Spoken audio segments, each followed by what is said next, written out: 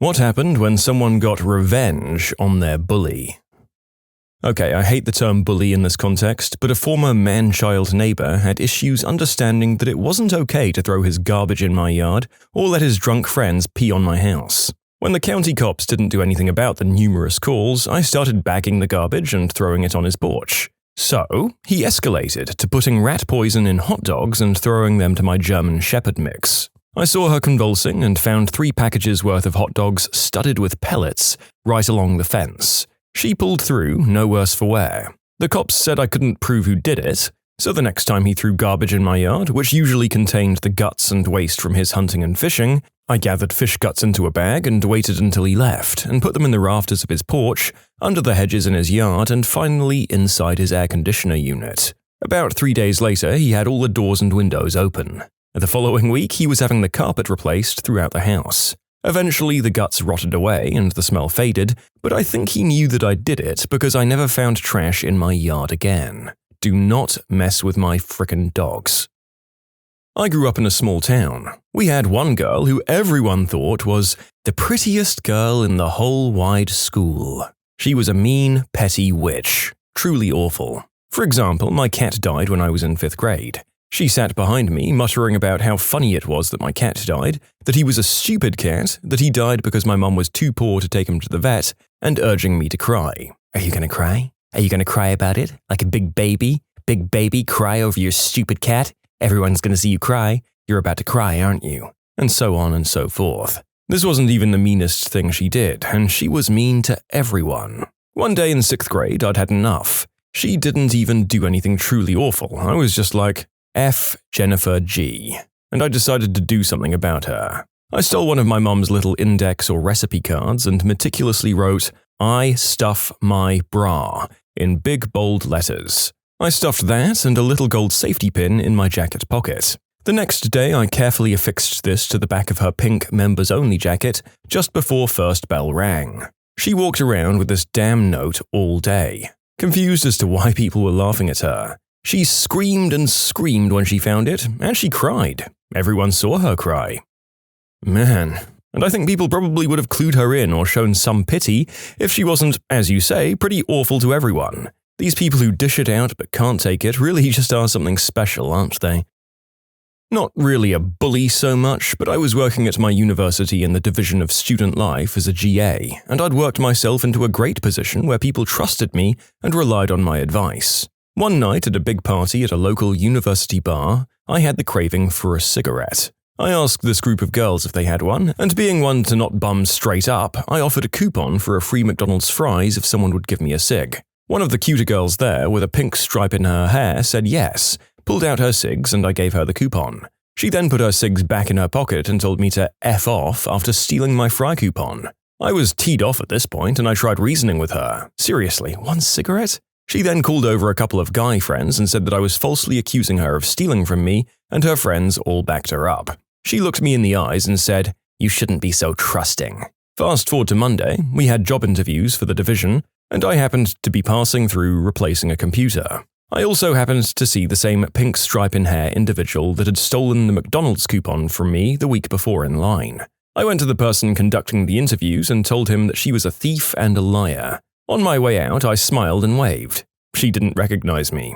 She didn't get the job, and the interviewer thanked me for my contribution to the interview process. I had a similar situation once before, but it wasn't as sweet for me. I lived with my older sister, who constantly had friends over. One night after work, I came home and saw 2 of her new friends outside my house. They were looking into an opened backpack. I thought nothing of it, even though they bolted when they saw me. I got inside, my sister was passed out, and my Wii was gone. This being 2 months out of release. Went to the cops, told them who it was, and they basically told me that my Wii had already likely been sold for substances. The revenge, if you could call it that, came about a year later. Some guy came into my work for an interview.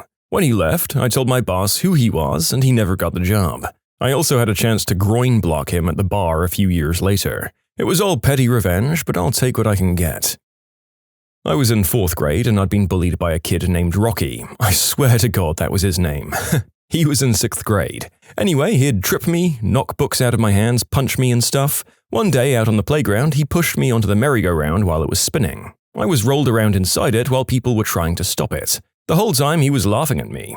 I got pulled out and I was scraped up pretty good. I got taken to the office to get patched up. The teachers asked what happened and I told them I fell. Then I went back outside, saw him standing there with his buddies, ran as fast as I could toward him and punched him as hard as I could in the face. I broke his nose and just stood there looking at him ready to fight. His buddies told him to leave me alone and I never got picked on again at school. When I was about 7 years old, there was a girl on the bus who would pull my hair and pick on me.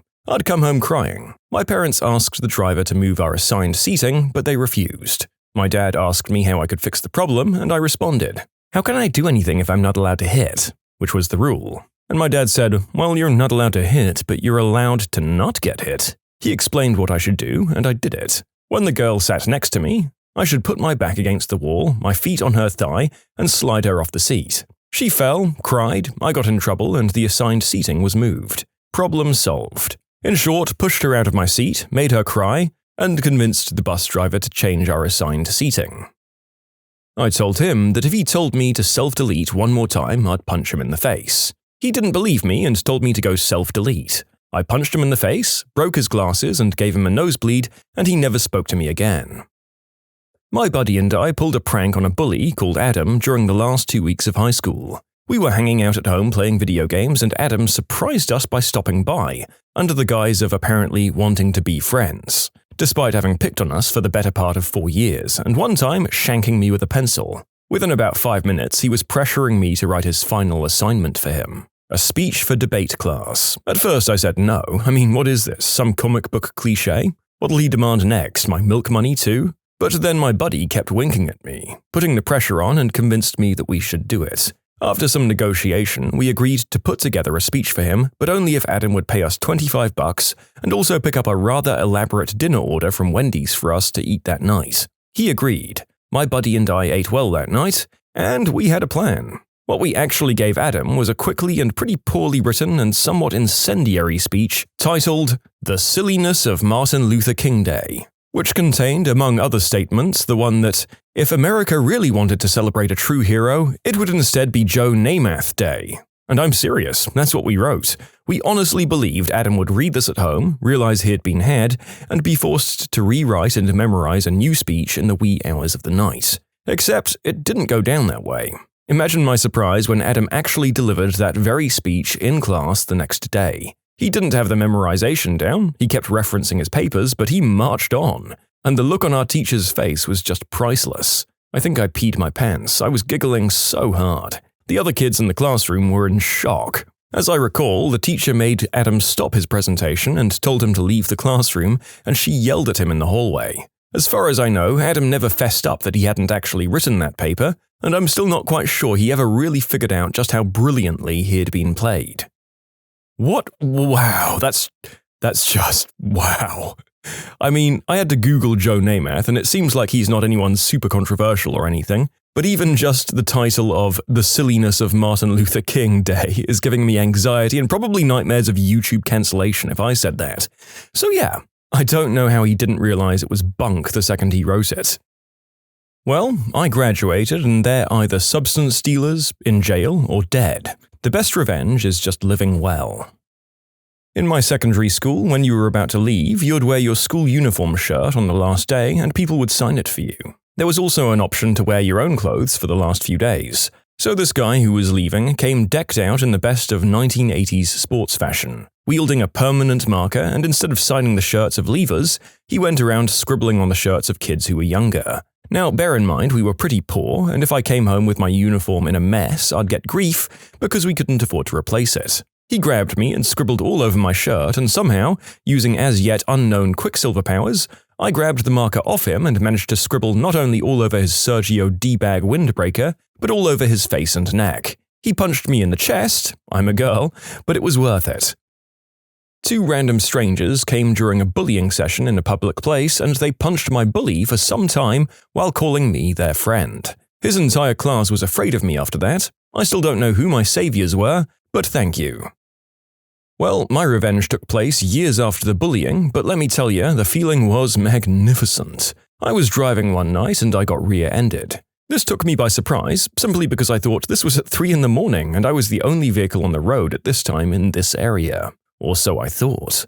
Turns out he was driving drunk, and I just so happened to have neck pains and trouble sleeping due to the traumatic event when I testified in court. So I was able to sue him for enough to pay medical, my vehicle, and a little extra pocket money. That's what you fricking get for pushing me into the locker, Chad.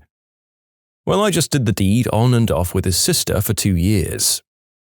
I had a friend who had a bully. He had a locker above my friend and would intentionally drop books on her head, push her around, and insult her throughout the year. And we all had a class together where he was generally a jerk to anyone that he could be a jerk to. Before class started and before anyone else was in class yet, the teacher had to step out for a bit and it was just the 3 of us in the room. My friend was and still is very tiny, but that day it didn't matter. She snapped and had enough of his crap and went on the attack. I don't think she could have done much damage on her own, but I stepped in. Puberty was swift for me, and I was one of the largest kids in my school. By 5th grade, I was already the size of an adult woman.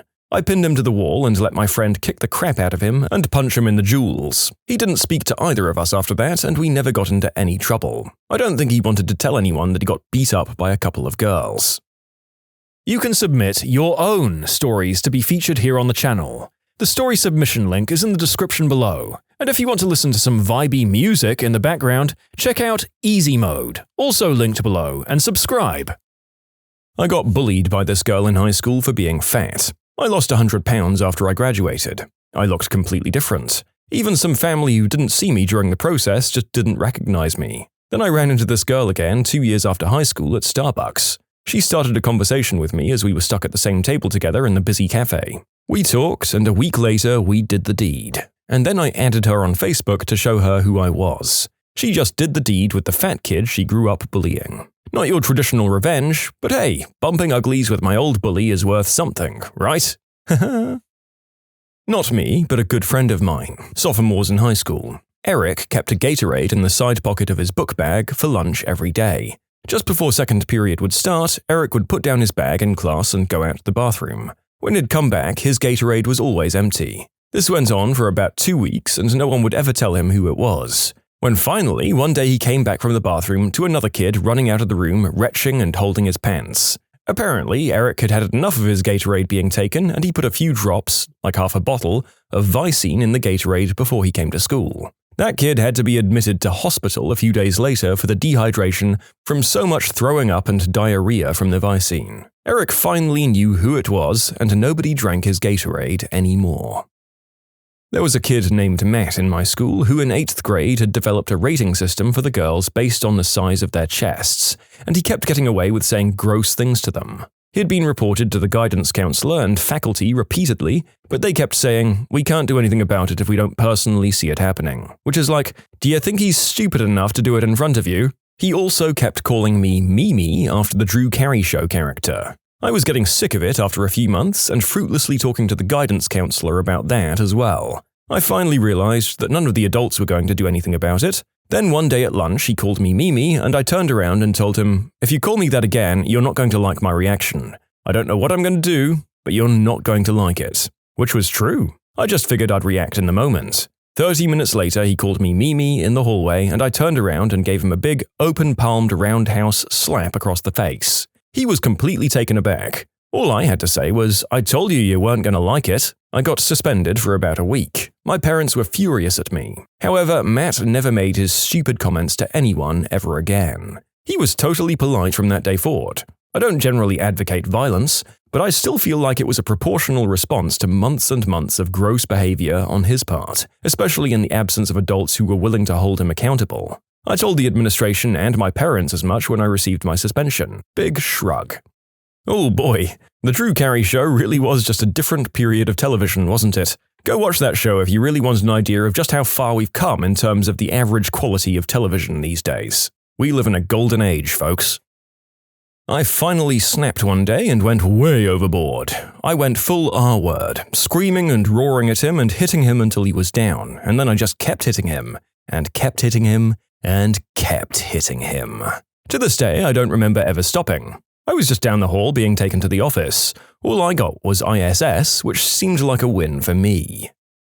This was in kindergarten. I used to get pushed around by a kid. I told my dad about it and he told me to smack him around if he touches me. Fast forward to lining up for the water fountain a few days later. The kid was behind me and he gives me a shove while in line. Whatever. I start taking a drink and he pushes me into the wall. I turn around and punch him in the face.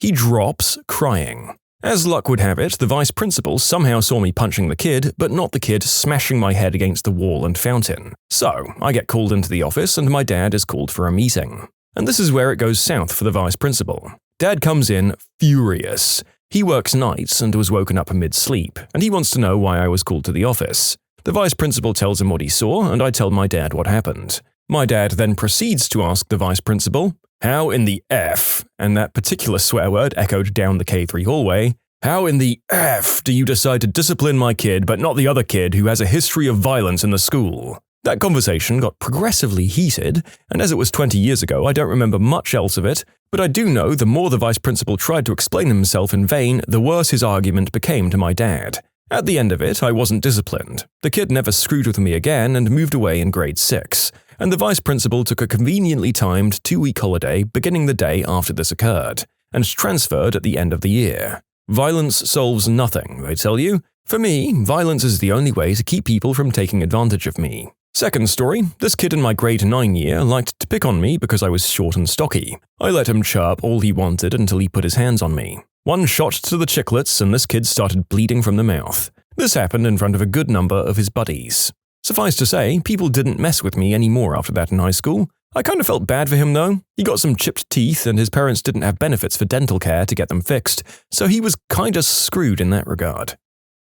I beat my bully up until he cried. Turns out he wasn't a total hard man, and his friends didn't back him up. He tried to be friendly in the weeks afterwards. Last I heard, he had a bad dirt bike accident, got addicted to pills, and was found after 2 weeks in an unowned house. It's kinda sad, actually.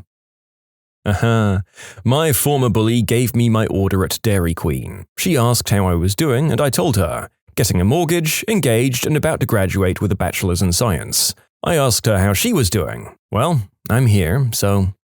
yeah, it was deliciously awkward. I had a kid in middle school who was kinda mean to me and my friends over the course of a year. One day he tried to throttle me in gym class with a cord. It was kinda jokingly, however I'd had enough and went to the principal with my parents and witnesses of that event. My parents threatened to press attempted murder charges on the kid. Also, he had been caught with a knife in his backpack. That kid was permanently expelled from the school. I believe he's actually in prison now for attempted murder on someone else.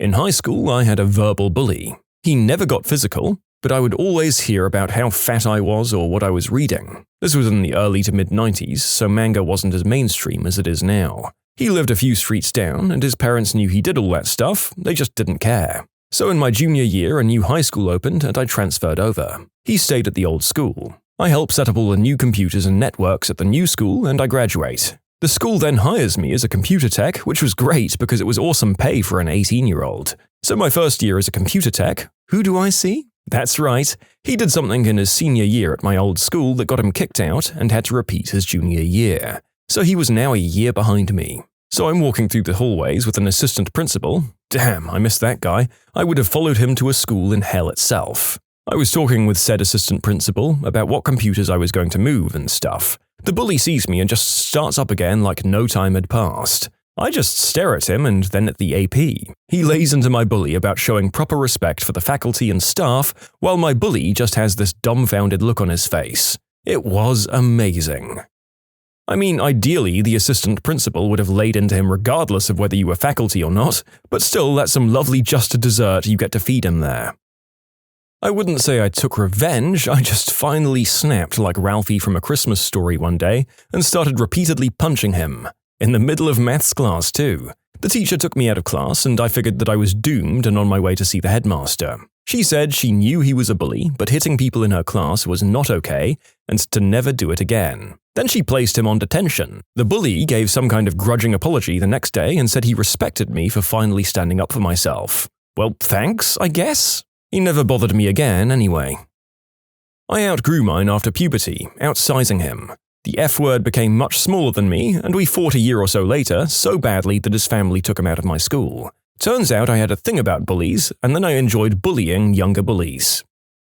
Oh, I remember a story where I totally got revenge on this C-word. She was horrid. We were at a retreat that I'd saved for ages to go to, and everyone else was a stereotypical rich kid who didn't like anyone who wasn't rich. They knew my budget for the weekend was $100 and didn't want me to join them for meals, so their solution was to go to $100 plus steakhouses every night. They called me the poor B-word, and my roommate for the hotel we were staying in was just awful. So after her being particularly toxic for one day and then leaving for dinner, I realized there was one day left at the retreat and her underwear drawer was unguarded. I put icy hot on her last pair of clean underwear. Frick you, witch. Enjoy the burn down there. Maybe the next time she'll be more careful who she teases.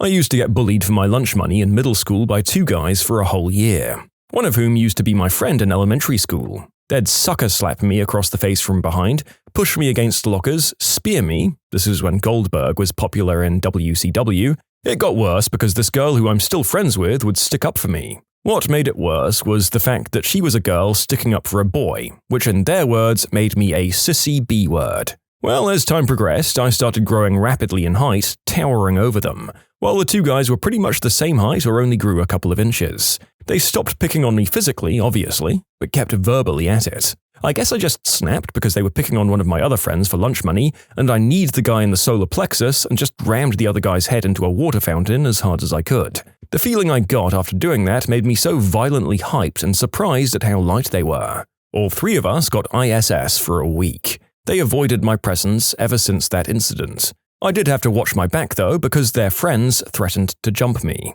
Nothing came of it, just a bunch of scared loud hyenas with hurt egos. What gross, crazy shenanigans happen in the McDonald's play pit? I found a pair of rusty scissors in the ball pit when I was 6, gave them to a staff member and got a free ice cream. I know now that it was likely a bribe to keep me quiet.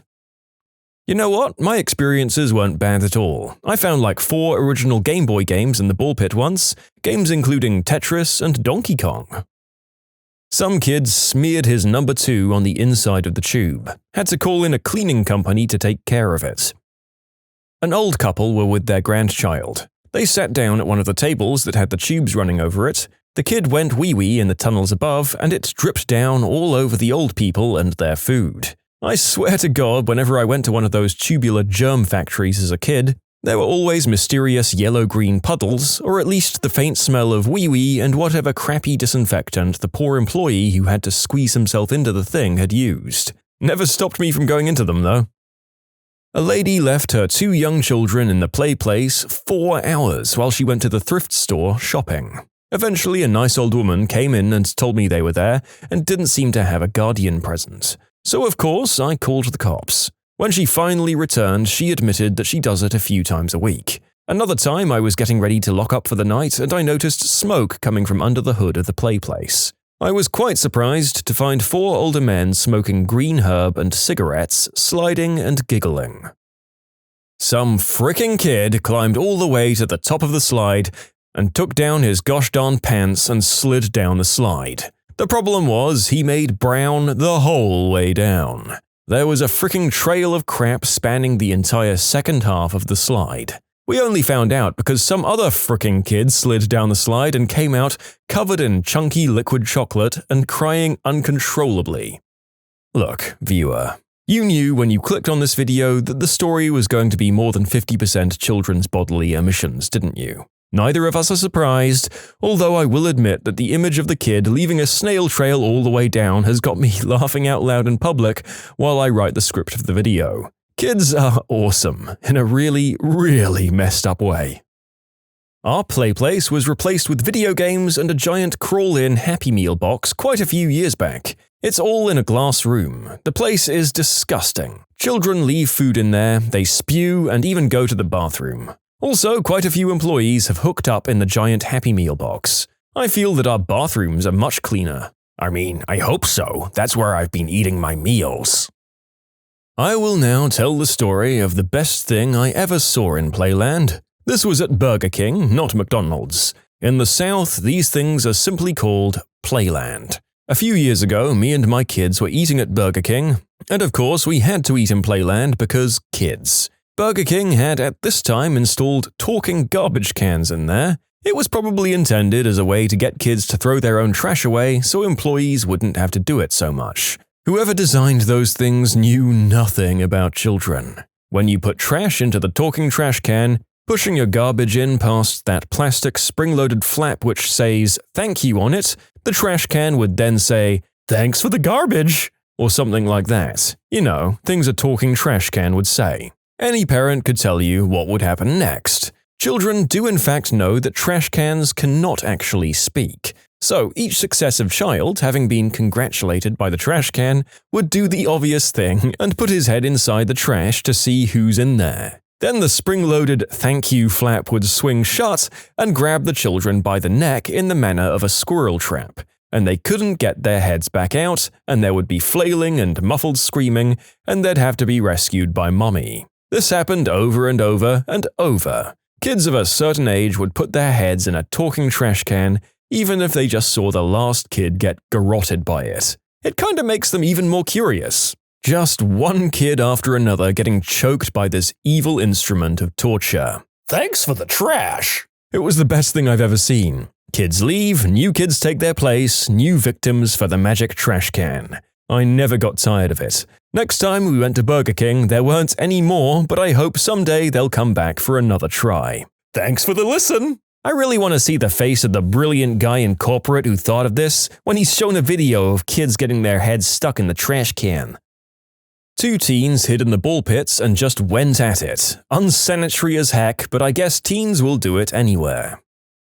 My aunt got stuck in that spiral slide once. And yes, my aunt. She was about 40 at the time. I'm not really sure why she decided to go down the slide, but she did, and she didn't fit. They had to shut the play place down and call someone to pull her out. I had this large kid get stuck in it, and when I was sent to pull him out, I got sued for reckless endangerment of a child and inappropriate contact with a child. I seriously wanted to punch the parents. The frickers got me fired and held up in court for 3 months. Kids literally take their Happy Meals in there and just forget. Heavier things are always at the bottom, like cheeseburgers, then there's a layer of chicken McNuggets and such. 50% of the ball pit is in fact edible, 25% balls, 25% kids number 2. Whether or not the doo-doo is more or less dense than the nuggets depends on their diet, I guess. I'm not an employee, but when I was a kid, I was climbing in and out of the play place. I was getting pretty tired, so I decided to take a little break inside one of the tubes. I noticed a whole bunch of flies and decided to follow them. Turns out there was a dead iguana that was just rotting away inside the tube. I was crawling over it the whole time without realizing it. A kid had the runs in one of those cars at the top. Well, he thought it'd be a good idea to take the slide down to tell his mum that he'd gone boom boom. I had to go up in there, clean out the car with a crap ton of rags and a bucket of sanitizer. Then I had to clean the trail of smears that went down the slide. I quit immediately after when I learned I wasn't supposed to be the one cleaning that stuff up. You know, this thread is making me feel better. One time, my son went doo-doo in the play area. When I realized it, I went and cleaned it up. Before I was done, someone told the staff about it. So I'm there cleaning it up, and then I see a McDonald's employee. I said, "Don't worry about it, I got it all." And he said, "Wow, thanks, that's the first time that's happened." Feeling embarrassed, I said, "The first time a kid has went number 2 in the playground?" "Oh, heck no," he said. "That happens about once a week. This is the first time a parent has cleaned it up themselves." That was enough to make me change my mind on how much McDonald's employees deserve to get paid. Sheesh. As a former slave of the Golden Arches, thank you. And yes, you might be one of the first people I've heard of in history to do this. Have you ever taken pity on us teenage, pimply custodians of the playpen before? Sound off in the comments to let us know, and we'll testify for you at the gates of heaven. Never seen any crap at McDonald's, but as a parent I can confirm the play place is full of fricking turds. Raise your kids better, McParents.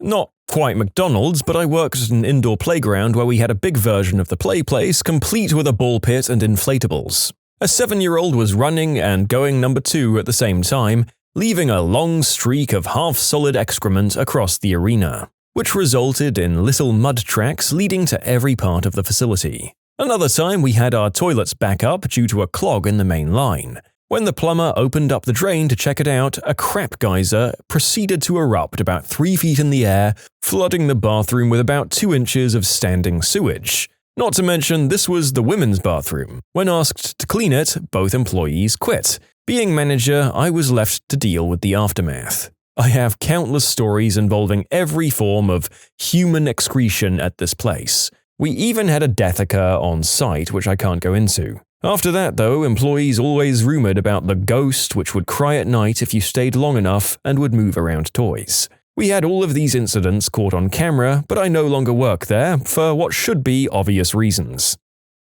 A kid threw up and proceeded to pick up fistfuls of chunks and throw them at other children, who then followed his initial example. Ugh. We closed the play place for like 2 weeks to have the whole thing heavy-duty cleaned and sterilized by a hired-out company. A woman got angry that her kids couldn't play. She yelled, "I'll show you, clean!" ripped the hazard tape off the door, broke the lock on said door, and proceeded to put her finger down her throat and add to the mess. That was right before I quit. The last thing I heard, she was trying to sue our owner, stating that the chemicals in the play place, which she broke into, made her ill, so she was hospitalized. Not McDonald's, but I worked at a Discovery Zone kind of place in high school. Once a month on Sunday nights, we would host middle school dances. The older teens or whatever could show up and do whatever they wanted without the little kids around. There was always a pretty decent turnout. I saw the following things. People getting handies in the laser tag maze. People getting handies in the ball pits. Pretty much just people getting handies everywhere. For a while, a kid from the ghetto JH ran regular dice games that took place on one of the pool tables. I generally just let this happen. Unused rubbers in the quarter and token return in every single arcade game.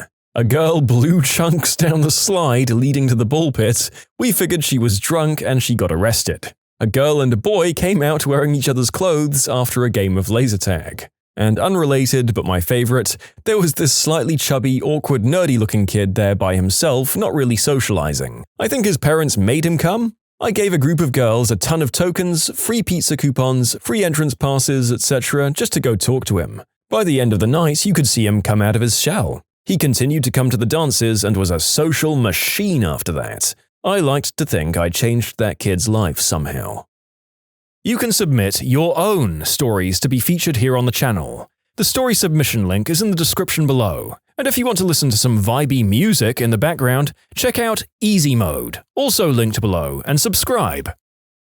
It started as a fairly average Monday morning. Began my shift as usual and watched over the kids. For the most part, there weren't too many incidents. A couple of kids got into a small fight, but we usually don't step in unless it's anything serious. Anyway, it was getting kind of late and I only had an hour left. 2 kids got into a pretty big argument with lots of hair pulling and pushing. I was feeling pretty tired that day, probably still hungover from the night before. Didn't really bother to do anything because it just looked like their parents noticed anyway. One of the kids was fairly older than the other one, and the mother of the younger kid was pretty angry that her kid was being bullied. The mother of the older kid was your typical lazy parent who doesn't give a crap about what their child gets up to and insisted that it just wasn't her problem. Now, the mother of the younger kid looked extremely angry before they'd even begun to talk. I could visibly see her face growing redder and redder as each second passed. She told the other mum that she should bother to raise her kid properly and said that her daughter should give her child an apology. The mother just shrugged it off and turned away. Apparently, the mother of the younger girl didn't like that because within seconds, she had grabbed her by the hair and slammed her face into one of the plastic slides. The rest of the kids simply watched in horror as the mother proceeds to push the other woman headfirst into the ball pit while desperately trying to kick her in the head. The last thing I saw, she jumped up and tried to elbow drop her pro-wrestling style. Quickly got my manager to call the police. The mother was thrown into the police car, and I'm pretty sure they had to get an ambulance for the other woman. Needless to say, the play place was closed early that day. They didn't reopen it for almost a week. You know, I'm of 2 minds about this. On the one hand, these are both opposite ends of the spectrum in a lesson on how not to be parents. On the other hand, this would be something you told your friends about the second you went to school the next day. These crappy moms probably made a whole bunch of kids' days. Thanks, morons. I can recall one time our shake machine wasn't running well. The shakes would come out very slow. They took forever to fill the cup. It was like that for quite a while. When they finally brought someone in to take it apart, he discovered a cockroach in the shake tube. All the shakes we'd been serving were filtered through that roach. Some little kid went number 2 in the twisty slide, and it was in the middle, so the kids at the top couldn't see it. So kids would slide unknowingly into a makeshift crap and slide and get crap on their backs, faces, back of their heads, hands. It was horrendously disgusting. Worst day of my life. I used to work at McDonald's with a bunch of friends in my neighborhood. Every time someone hurled in the play place, we always chose the same friend to clean it up. We used to make fun of him all the time for that. One time, a fat kid, not just kind of chubby but morbidly obese 200 to 300 pound 12-year-old, decided he wanted to go in. I saw him go in. About 2 to 5 minutes later, I hear crying coming from the tubes. Apparently, the kid got stuck.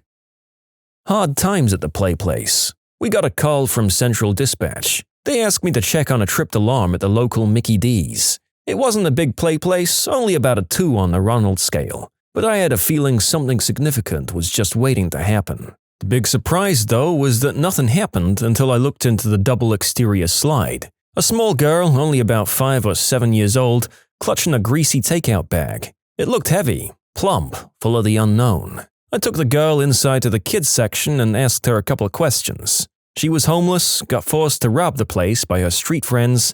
She thought it'd be an easy job. When I looked into the bag to see what the loot was, I was taken aback. McNuggets. Patrolling the McDonald's almost makes me wish for a nuclear winter. My sister had to clean number 1 that ran from the top of the slide to the bottom. She started at the top like an idiot and lost her footing. McCraphole's employee here. No play place at my location, but I'm going to vent about mostly irrelevant things so you all have some insight about working in fast food. Lunch rush, 8-hour shift, hungover as frick working the register. People ordering Happy Meals and not specifying which Happy Meal. Just frickin' saying, a Happy Meal. Me? Which Happy Meal would you like? The parent bends down to their child to ask. The child mumbles, hides head in shame. Meanwhile, the line is growing and the customers are getting more disgruntled. A bead of sweat begins to form on my brow as the mother tells her child to tell me which meal. An eternity elapses before mere infant utters its first, incomprehensible words. I'm sorry, could you repeat that? Once again, the child mutters something in Gaelic. I'm sorry, didn't quite get that. Small baby babbles, the parent won't help them out. Time to take a guess. I order a large sweet tea, 3 McDoubles, and a large fries. She's watching her weight and she asks for no salt on the fries and sees no irony in this at all. We have to make a whole new batch of fries for this one request. She stops talking. I say, will that be all for you? She says yes, but what she meant to say was no, because she continues to order more food almost as soon as I press the Pay Now button on the register. She orders more lard for herself. Alright, will that be for here or to go? She looks to the child, gazes towards the dining room, looks up for something, anything, she just wants a sign, I guess. For go. My brain has now melted. Blood is now trickling out of my ear. There's no for go button on my register, so I make a guess once again. I know there's no way I've gotten this order correct. I accept defeat. Alright, that'll be $23.67. The woman's face drops. The room is absolutely silent except for the racing beat of my heart. I thought sweet teas were $1. They used to be $1 all over the country. Her rage is building as I stutter. Well, they used to be, but now they're $1.19. That extra 19 cents is blood money in this business. Nostrils flare, an angry sigh. She wants me to change the price even though I'm clearly a minimum wage employee, not the CEO of McDonald's. You people are robbing us blind. The woman has mistaken me for a commissioned salesperson instead of a cashier. She now proceeds to go through the price of every item she's ordered, only to find that yes, indeed, our register is capable of simple addition. She hands me a 20, 3 ones, and a bucket of change that somehow only amounts to 65 cents. I'm sorry, I still need 2 more cents. She rolls her eyes but forks it over. Alright, your order number will be 267. The order has taken all but maybe 2-3 minutes tops, but by now the once orderly line has turned into an impatient mob. They feel hunger, not for McChickens or those precious McNuggets, but for blood. I, on the other hand, thirst for liberation. My lips manage to bend awkwardly into a smile as I say, I can help whoever's next. A large man walks over and O Fortuna begins playing. Are you guys still serving breakfast? It's 2 p.m., sir. Oh, all right then. I'll just have a shamrock shake. It is December. Like the author said, this is not a play pit story, but I've run out of things to say about kids going boom boom in the ball pit, and felt inclined to include the story of the daily misery that those who work at this place feel every day. Solidarity, Comrade McD's employee. Not an employee and not from McDonald's, but one time road tripping up Vancouver Island with my brother and stepmom, we stopped for lunch at a Burger King in that town with the giant hockey stick and puck in front of the arena. So my brother and I, about 12 and 10 respectively, scarfed down our meals and started exploring the play area. Now, this wasn't your average play place, it was huge, and they had these weird, child-sized, hard stuffed animals attached to the floor with Velcro. I don't know who came up with them or how they were meant to be played with, but they resembled a harder, lighter punching bag in texture. Back to the story though. Our stepmom sat below, finishing her food, while she glanced upwards every now and again to make sure we were okay. My brother and I soon parted ways in the massive labyrinthian structure. Sometime later, a random kid and I squeezed past each other while crossing paths in one of the tubes. As soon as we were clear, he glared back at me and growled, "You touch me again and I'll slit your frickin' throat." Now, this kid couldn't have been any older than me, so you understand my shock at hearing this uttered by a child no older than 10. As if he even had a weapon. He was gone before I could process what he said, and I didn't retort. Oh well, back to playing. I guess some kids are just crazy. Sometime later, my brother and I met at the top of the spiral slide. Being that he got there before me, he went down first. As I'm sliding down the spiral, I hear an argument unfolding below. As I emerge from the bottom of the play place, the scene became clear. Psycho Kid was all up in my brother's face, screaming unintelligible obscenities. I guess the little crap took his time getting off the slide and my brother slid right into him. The kid is getting more and more aggressive, screaming louder and getting physical, shoving my brother's chest like little jerks always do when they want to intimidate. My brother, who I'll point out is a head taller than this frickin' delinquent, is keeping his cool and trying to tell the crap to F off. The kid's dad is nearby and get this, the hick greaseball mumbers, "You tell him, Jimmy," in between mouthfuls of a Whopper. A couple of things went through my head before I acted. The kid's unfortunate excuse for a father couldn't care less if the world ended tomorrow. My brother can't as well beat this younger jerk without some kind of repercussion. My approaching stepmom is a good 5 to 10 seconds away on the other side of the play area, and I need to reassert my dominance over this hillbilly spawn whose best experience with violence probably comes from WCW or the crappy example his dad set to him. The kid didn't see me coming. I ripped a nearby giant duck from its Velcro binding and brandished it by the tail, charging towards the violent little brat. I don't even think he turned around at all. The first blow hit him square in the back, with all my weight behind it. He tumbled onto the floor in front of my brother, gasping for air. I guess I knocked the wind out of him. But I wasn't finished. "Slit my fricking throat, will you?" I shouted with every swing, each strike harder than the last. He was crying for his daddy by the time my stepmom dragged us away. She was about to end the trip early before we explained the situation. In the end, she decided to not punish me, gave a heavy sigh, and chalked it up to another case of small-town madness. I don't work at McDonald's, but one time I was playing in the ball pit and came across a turd. Ridiculous. Today I learned never to go to the McDonald's play place, or at least check everywhere I take a step or sit. People of the internet, when were you witness to life's craziest phenomenons?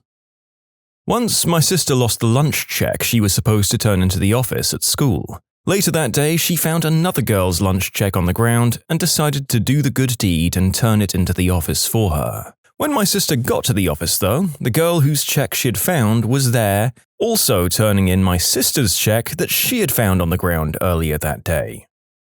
Honestly, the thing that I thought I would never see was a mother's tearful rendition of "You Are My Sunshine." This was at the funeral of her young adult son who had decided he didn't want to be alive anymore in his room a few weeks after Christmas. This was made even more sad by the fact that she had previously lost a child to sudden infant death syndrome.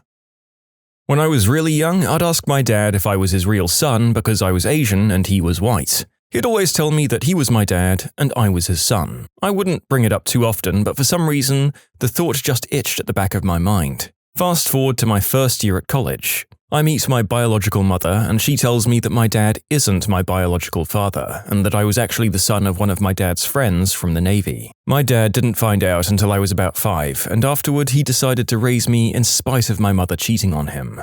He's always been my dad. There was so much that had happened to lead up to his decision to continue raising me alone. I have an enormous respect for him. Now that I'm an adult, I can see that not many people would have taken the road he took. He decided that he had a moral obligation to keep raising me, and he wrestled with the legal system back when there weren't many rights for single dads. On the flip side, I also love my mother because in the end she realized that she wasn't capable of raising me, and relinquished full custody to my dad. You know what's crazy is that my story isn't even unique. So many people have had crazy family drama. It really puts it in perspective. My husband is a high school football coach, and the first game of the season is tomorrow. He's already been offered money, bedroom favors, and free yard work from parents as long as he starts their kid. He isn't even the head coach. Our oldest son is on the team, and my husband likes to point out that our son doesn't always start either. I really hate parents. It's high school. It's time to cut the cord. If your kid isn't good, they likely won't be on the field much. What the actual frick? Is this Texas? Because I know that football is more important than food there, but my god, some of these folks are taking it way too seriously even for that state. So many questions. What social class is the school? How bad are their kids? What is on the line for them to offer these things? I work in retail sales, selling pretty common technology. You meet all sorts of people. People who are weird, people who are cool, people who are absolute jerks. I've made friends with my customers a few times, although I usually keep everything on my work phone. No Facebook messages or hangouts. I've grown up and currently work in Texas. A wonderful place. I met a nice older lady at work who I'll call Mrs. Texas. She was always decked out. Texas purse, Texas boots, Texas nails, the whole deal. She bought her tech somewhere else and, like most people her age, had a billion questions. She got sold something that's pretty crappy and got tired of the people who ripped her off. Mrs. Texas came to my store and I started helping her out. I'd say probably once a month for about a year, she'd come in and I'd need to fix what she had. Nothing too major, just reorganization things and telling her everything's good to go. We'd chat a little bit. One time, her tech suddenly reset in my hands. I felt guilty, although I knew I did nothing wrong. She lost pictures of her dog that had just passed away. Most people would cuss me apart and I'd have to kick them out for things like this. She was upset, but not at me. Great frickin' lady. She started having a few surgeries on her eyes. They didn't heal at all. It really stressed her out and slowed her down. The last time I saw her in the store, she could barely see. 2 days ago, I got a phone call from Mrs. Texas. She said it was important and asked me to call her back. Hey, usually, frick customers and their tech questions once I'm off my shift, right? But I called Mrs. Texas. She explained that she had recently fallen and broken her arm. After sitting in the hospital for some time, her liver and kidneys gave out. She lost a ton of weight and knew her time was coming. The conversation was weird, but she was so calm.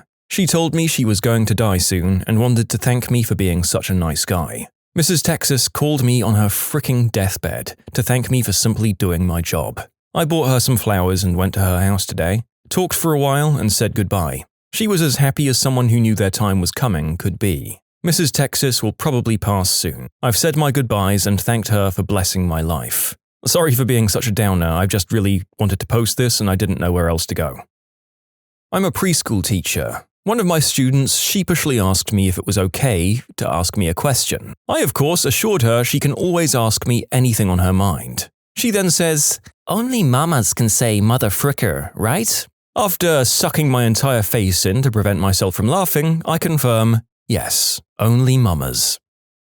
Not really a story, more of a question. I didn't know where else to go. I worked with the guy who has severe autism. Whenever I come in, I always cheerfully say, "Hi, Johnny." Obviously, because of his condition, he never responds.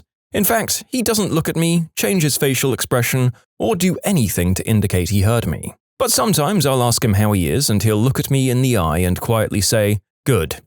Other times, he will come up to me and strike up a conversation with me at his own volition. Or if I ask him questions, he'll answer. A lot of times, I'll joke around with him and I can make him laugh. But this is my question. Is there a chance that I'm bothering him by saying hi to him? Might he just want to be left alone? Or does he maybe appreciate people saying hi to him even though he can't respond? I've never worked closely with anyone who has autism, so I don't know what their preferences are with certain situations such as this one. My brother is autistic, and all cases are very different, but it seems like a common thing is that they need predictability. I'd say just to make sure you make a routine with the way you interact with him and he'll feel much more comfortable. My wife is a therapist who works with neurodivergent children, and my brother absolutely loves her. She always greets him the same, and I always notice him open up when she's talking to him. Thanks for being kind. Yeah, this is a complete guess, but if he starts conversations with you of his own volition, you make him laugh and he doesn't react negatively when you say hi, he doesn't mind a bit. You might even be his good buddy. I frequently walk my dog at a ravine near my house in Toronto. On more than one occasion, a Chinese tour bus has pulled up and flooded the ravine with old Asian women who proceed to take pictures of me and my dog. Sometimes when I'm feeling down, I just think that somewhere I'm in some old Asian woman's slideshow. I smuggled 2 illegal workers out of my job and drove them to the airport and bought them plane tickets so they could get back home. The job was at a summer camp and they lived in the staff house on the property and didn't have cars in the US, so they were just stuck there all day every day, being taken advantage of and overworked, and one day they broke down. And I was like, alright, let's do this. I got fired the next day. I mean, I'm sure that they had to write a fake bullcrap reason on why they were firing you, but part of my brain likes to think that your old workplace gave you a pink slip saying, "They smuggled out our illegal labor slaves, meaning that now we have to pay for workers or find more." Regardless of my silly musings, well done. You did a great thing for those people. So, my sophomore year of college, my roommates and I had the best thing happen ever. I lived in a house with 7 of my good buds. It was a big state college, fun college town. We had a really crazy time, but this was the cherry on top. In the last 2 weeks of our lease, a guy just knocks on our door saying that they're scouting locations for a TV pilot to film a scene. 2 days later, he informs us that they want to use our house. The show's working title is Migilantes, featuring a gang of little people that defend other little people from persecution. Despite the questionable political correctness of the show's title, we accept. They give us $300, which immediately went to alcohol, and the only thing they needed from us was to throw a party. Easy. We invite all of our friends over, and all that were convinced it wasn't bullcrap showed up. The premise of the scene, and keep in mind that this is a, quote, reality show, was that the attendees of this college party, who were all actors, were harassing a little person and going to throw him around the house, when all of a sudden, here come the Migilantes. They burst through the front door as we're all chanting, "Toss! Toss! Toss!" and start to beat the crap out of the evil partygoers. This involves them pinning them down and pulling their pants down and then sitting on them. The whole scene is absolute chaos as my friends and I are cheering on the debauchery for the several takes that they do. Once it's all over, my buddies and I are sharing drinks with the gang of little people, and one of them even went out with us the next night. I've told this story countless times, and thankfully I still have a few photos and videos to validate that it actually happened, otherwise there's no way anyone would believe me. Last I heard, the show wasn't picked up because the network didn't think that the Migilantes were doing a good job of defending against persecution by just beating people up.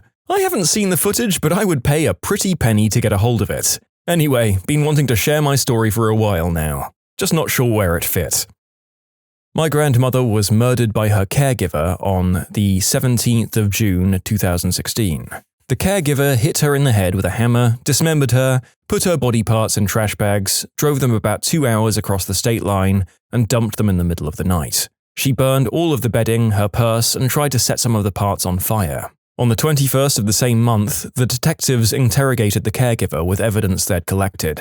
She gave a partial confession and told them where the body parts were. My mum is really struggling. I'm going on vacation for 2 weeks, leaving Sunday, which has been planned for a while, and we're leaving the country. I feel guilty because my mum is struggling and I'm excited about vacation. I feel guilty that I'm not struggling with everything the same way my mum is. I could write for an hour and still not give you all the details of the crazy stuff that happened with my grandmother's murder, or process all of my feelings.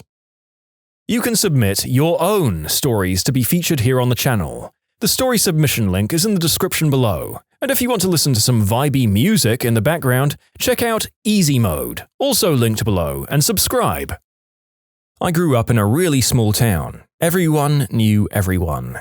I wasn't very well liked by a lot of the kids in my school, and as a result, I was bullied. I got my first boyfriend when I was 16. I'd wanted so desperately to be liked because I felt so alone since my grandfather, who raised me, had died a month before. So I did any and everything he wanted. I was pregnant within a month. I was so embarrassed I dropped out of school. My boyfriend then cheated on me. My grandmother kicked me out. I lost the baby. My boyfriend's sister started a rumor that I'd never actually been pregnant and had lied about the entire thing, and being that I hadn't been very far along before I lost the kid, pretty much everyone in town believed her. I became the laughingstock of my hometown, so I left. I briefly lived with my mother a state over when I was 17. The entire reason I'd been raised by my grandparents was because my mother was not capable of looking after a child, so as you can imagine, when I moved over there at 17, things did not go well between her and I. I lived with her for maybe 2 weeks, and then I met Trey, and he really saved me from the hell that was my life. When we got together, he did everything in his power to get me away from my mother. He and his parents came up with an arrangement. I could live with them and continue to be in a relationship with Trey, but we had to sleep in separate rooms. Trey's parents are very religious, so this is how they justified allowing their son's girlfriend to live with them. All they asked for in exchange was for me to help out around the house. So I did. I got a job and started paying rent. I got my GED and my CNA. I worked as a CNA at a long-term care facility, and also as a shift manager at a local convenience store. Trey and I got engaged. We've been married for 2 years now. We have our own place, a ferret, and a new puppy. I no longer work as a CNA or a manager. Currently, I'm a waitress and I love it. Trey is finishing his last year in college as an education major and is in a band that plays paying gigs and has a sizable fan base. I'm pursuing my writing and considering going to college. We can pay our bills and do so on time. I have a home now, and a husband and a family. And really, there's no moral to the story, it's just amazing to see how far I've come in 4 years. And please consider what I'm about to say. No matter how dark your days may become, don't ever give up. Even when you feel like you're at your wit's end and you don't have the strength to move forward, make every effort to continue on. I know what it's like to feel like you have no will to move forward. I know what it's like to feel like death would be a sweet release from what you're living in, but it can get better and it will. I can promise you that. When I was 16, I never imagined that at the age of 20, my life would be completely turned around. I never thought I'd find love. I never thought I'd see a day where I didn't want to give up. I never imagined I'd even live to see 20, but I did. And my life, though not without imperfections, is one I'd never dreamed I'd have. Thank you for sharing. I know due to the nature of the question that this would be a pretty mixed bunch of replies, but stories like this really do inspire and encourage me that there's always a way out of even the darkest of life's pits. I hope you and your partner and ferret are well. One time I ate 26 chocolate chip cookies because I was mad at my little sister and didn't want her to have any. I then proceeded to throw them up all over the place. I was pretty much a toddler at the time. My parents had brought a brand new inflatable boat for a few $100s. They'd fully inflated the boat and we were testing it out in the backyard. While they were sitting in it, I went to the kitchen, grabbed a knife, went back to the backyard and stabbed the boat right in front of them. What followed was a tumultuous couple of hours. I just came back home after 6 weeks to discover that at some point during that time, the breakers tripped and the house was without electricity for a long time. You can imagine what happened to the freezer, but you probably can't imagine the smell. I am not looking forward to cleaning that up tomorrow. Okay, update, I'm about 3/4 done with the crap. It's not nearly as bad as I feared, but it was still pretty nasty. All you people who keep saying that the smell will never come out and I should just replace the freezer, you all need more bleach in your lives. One time I went to Maine and lobsters were only about $3, so I ate 5 of them and then chucked them up all over the lawn. You know, this whole group of stories is just such a frickin' roller coaster. Jesus Christ! A year and a half ago, I was an active alcoholic who spent his day working with kids and his nights drinking to black out or pass out. I hated my job and myself. My New Year's resolution in 2015 was to start a business a month for a year and hope that one of them stuck. Mostly, I just wanted to make myself face that fear of failure head on. It's now 20 months later. I'm sober, I've lost weight, I've reconnected with my family, and I managed to try 5 businesses before the 6th one stuck. I moved home and run a jelly company while I start my MBA. Seriously, I'm writing this right now as the new batch boils away and my 3rd employee runs the dishes. The point is, fear sucks. Face it hard and you'll be much happier. My best friend was diagnosed with esophageal cancer around April of 2014. He called me the minute he was diagnosed. I live in the Midwest and he had moved to the West Coast, and he told me the outlook was really bad. He had noticed something wrong the prior Thanksgiving, difficulty swallowing, the feeling of something in his throat that never went down with water or more food. When he was diagnosed, he began treatments almost immediately. Things got worse before they got better. His wife would give me updates as much as she could. She started working as much as she could because he got to where he had good days and bad days. One of our chats had him excited about the fact that he could concentrate his efforts on his artistic abilities while taking time off work. I coaxed him into creating a tattoo design for me that would represent my daughter in an abstract form. He did so after a month or two and sent me a picture of the design, and I loved it. He was cleared to fly home to where I live in August of that year after some intense chemo. He was doing really well and the doctors had great hopes. We had a good time, he got to meet my daughter for the second time, and it was just like the old days. He died on December 27th of that year. The virus had spread to his abdomen and he couldn't handle it. His wife called me a week before saying that she wasn't sure he'd last much longer. Work was slow at the time, and having a young daughter, along with a wife who was staying home full-time, made it borderline impossible to leave, let alone afford a $1,000 plane ticket. The night he passed, her friends were scraping airline miles together to get me out there. I still miss him like crazy. I still have the voicemail he left me that fall on my phone. I still feel it randomly at the end of my new VMs, and it's nice to hear. Even though I know that he knew, it still stings that I didn't get one more conversation with him. I'm getting into shape to have the tattoo done this year. After a lengthy divorce and separation, along with the bills and everything that comes with that, I'm finally in a place to get it done how I want. Hopefully, come November, I'll have the greatest tattoo I'll ever get. That's the story I needed to tell. Thank you for listening.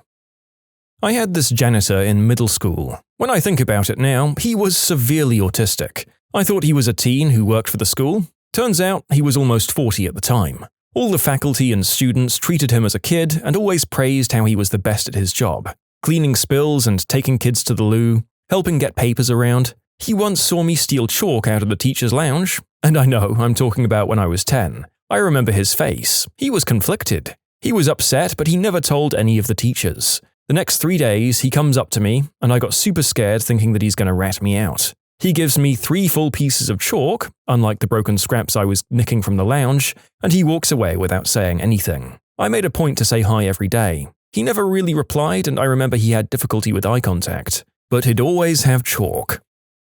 While working my campus job, I once had a girl try to go number 2 out of the window of a moving van, and it was still during training. My trainer just said, "Ah, frick, not this again."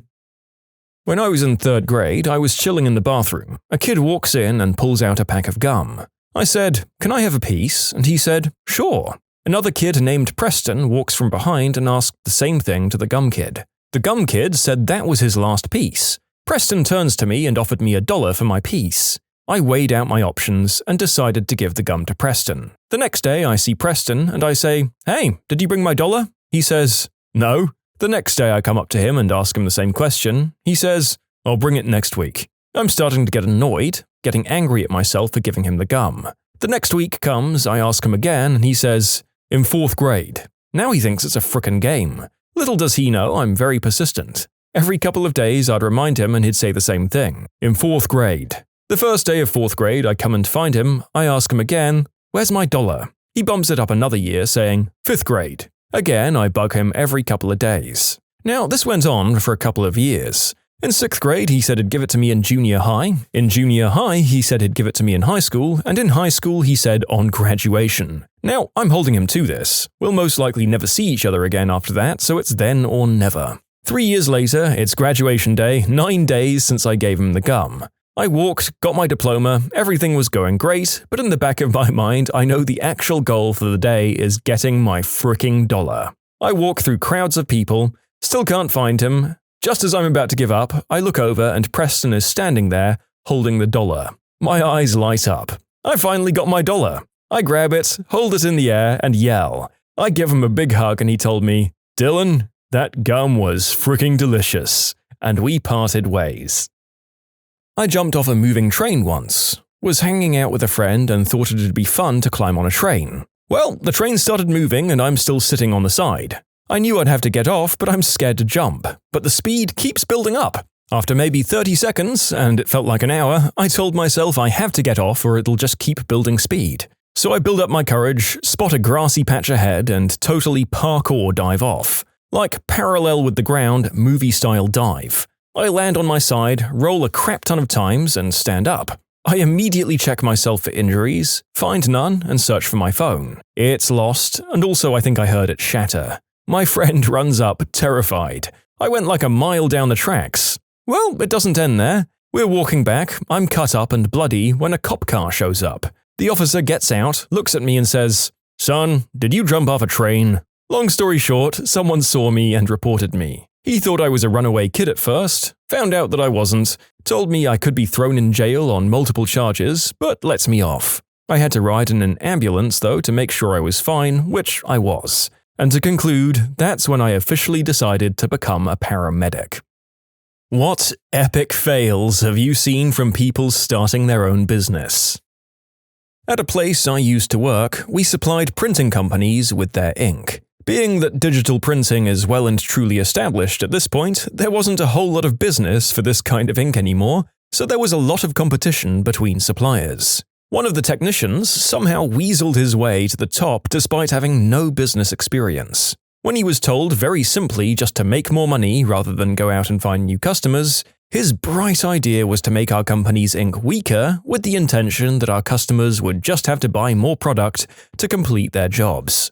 Surprise! The customers didn't like that and went to the competitors. Business was closed within a year. The CEOs of the parent company in Japan weren't fully aware of everything this guy was doing to run the business into the ground. There was a lot more stupid crap he'd pull. I could probably fill a book with stories from that place. It was not a sound business plan that you could compare to other products and companies, because we were already getting some complaints that some of our colors were weak. This is what gave the guy the idea to make them weaker. He was told by several people it was a stupid idea and that it wouldn't have the desired effect, and that it would just drive our clients away. He was certain, though, that they'd all just accept the crappier product and pay more for it.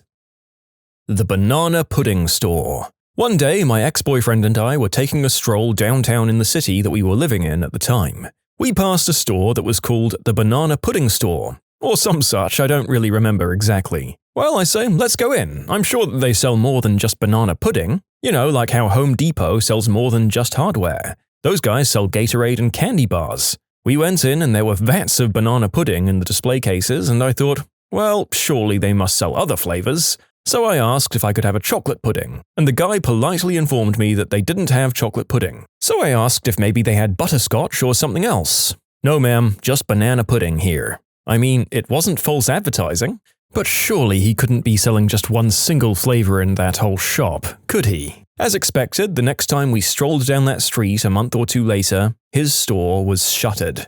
I feel bad for him. I'm sure that the guy made great banana pudding that all his friends and family would compliment him on and tell him that he should probably open a banana pudding shop because it was so good, right? But I don't think they literally meant that. Yeah, this sounds like an idea for a business you have when you're 12 and realize of your own accord that it might not be that great of an idea or just never get around to it. Why did nobody stop him? I kind of feel bad for the guy. Maybe try selling your niche product online first there, pal? Oh god, my friend that tried to grow green herb in the woods. It ended up working like a charm. He had so much green herb he could barely pick it all. Filled multiple garbage bags with it. Loaded the bags into his car. Then, well, he didn't research properly and just let it sit. He tried to smoke some of it after it got damp, but as you can guess, it just wasn't burning. A few days later, it was covered in hot mold, and the car smelled like a planet-sized skunk had exploded inside it. My schoolmate at high school wanted to be a club manager. He organized a concert where he invited a kind of famous foreign band to the local club. He paid so much money for them just to arrive and their expenses at the bar. In the end, about 20 people showed up, half of them were his friends. Fortunately, he had a rich dad, so his dad paid for that and life went on. The guy started selling art the next day. No need to say he failed miserably again. In about 2005, my friend's dad tried to start an arcade. In a small town, quite a long walk away from a school using beat-up second-hand machines. To get there from school, you'd have to walk by an established, larger arcade that also sold food. For some context, I live in Las Vegas. When I was in my 20s, I was hired by a man who wanted to build MySpace for exotic dancers. His goal was for the men on the site to pay him to follow their favorite exotic dancers and know what clubs they were dancing at and when. He shut the project down after months of paying me when he found out that no exotic dancers would sign up for it. One of the younger dudes in my karate class was going to start a handyman business. 24 hours, anything needing to be done, anywhere in our district. Sounds good. You gonna get a loan and buy a used truck and get some tools? And you never have talk time on your phone, so you'll get a landline? This is 2006, so that wasn't super outlandish. No, I'll go on my bicycle and I'll just use the tools they have, and they can email me when they need service. Right, because when I have water spraying out of my geyser through the ceiling at 3 a.m., I'm going to email a guy on a bicycle to come and fix it using all the tools and ladder that I don't own. There was a guy in my town that opened a new business that was the equivalent of a brick-and-mortar version of Craigslist or newspaper classified ads. It was a unit in a strip mall with bulletin boards. You paid to put an ad up and other people came to look at the ads with a small picture. This was after Craigslist existed, by the way, not some pre-internet thing. There was no actual merchandise in the store, just crappy pictures of stuff with the contact info. It wasn't even a high-foot traffic location. You had to maneuver through a busy intersection, park, and go inside to look at a bulletin board. It went under, and he tried to blame the landlord because he couldn't get a sign permit for the end of the building, even though he had 2 other signs. When I was in high school, one of my friends wanted to start a little coffee/hot chocolate stand with a cuddle corner and free hugs for anyone who wants them. She offered jobs to our other friends. The idea was that this little business would be operated and staffed by high schoolers. She failed to see the issue with having 16-year-old girls required to give free hugs to customers or having to staff the cuddle corner. Ugh. Hey, you remember that guy who went on Shark Tank to pitch a Bluetooth earpiece that you got surgically implanted in your ear canal that you charged by sticking a needle in your ear while you slept? Brilliant! Somebody thought that it would be a good idea to open a dance club in my northern Canadian city with a dress code. 90% of the population were tradespeople and miners who only own Carhartts and high-vis. Needless to say, it shut down within 6 months. I used to work with small startup businesses, not fancy tech startups. Lots of construction and restaurants. My favorite 2 are the following. The first one was a restaurant/hair salon/childcare center, but non-profit. And there were a lot of people who wanted to do non-profit. It was mostly very community-driven, wanting to give back and help employ people. She had a place picked out and was about to rent and had come to us to ask for money. She named the building, which was tiny and with no kitchen. She was lovely and we encouraged her to open the salon, but maybe without the salon workers cooking for folks in between clients, and without clients caring for kids. Then there was the escort bus. An older gentleman who was certain that this was a good idea. He wanted money to buy a bus, and then he was going to drive it around to find women who wanted to hang out with CEOs and executives. Then during the lunch hour, he was very insistent about the lunch hour part. He'd take it to the downtown business core and park it in front of the large business HQs, and the gentleman who worked there would pay to come party on the bus. But you see, they'd just be paying a fee to hang out on the bus, so it's not like the girls were being paid for doing the deed, so it's totally legal, right? He'd already bought the bus, and it was an old school bus. We didn't fund his endeavor. I'm trying to picture the guy who had this business idea, and all I'm seeing is Danny DeVito's character from Always Sunny in Philadelphia. This is a grade A Frank Reynolds idea, right down to the likely broken down and unsanitary school bus. I love it. An old local pub legend, friend of mine, won $400K in British pounds, which is about $500,000 on the lottery. So he decided to buy 2 tanning salons opposite each other, thinking he had an instant monopoly. But the problem came when he started getting them to compete with one another. The managers at each salon began a pricing war, and he was broke in 6 months.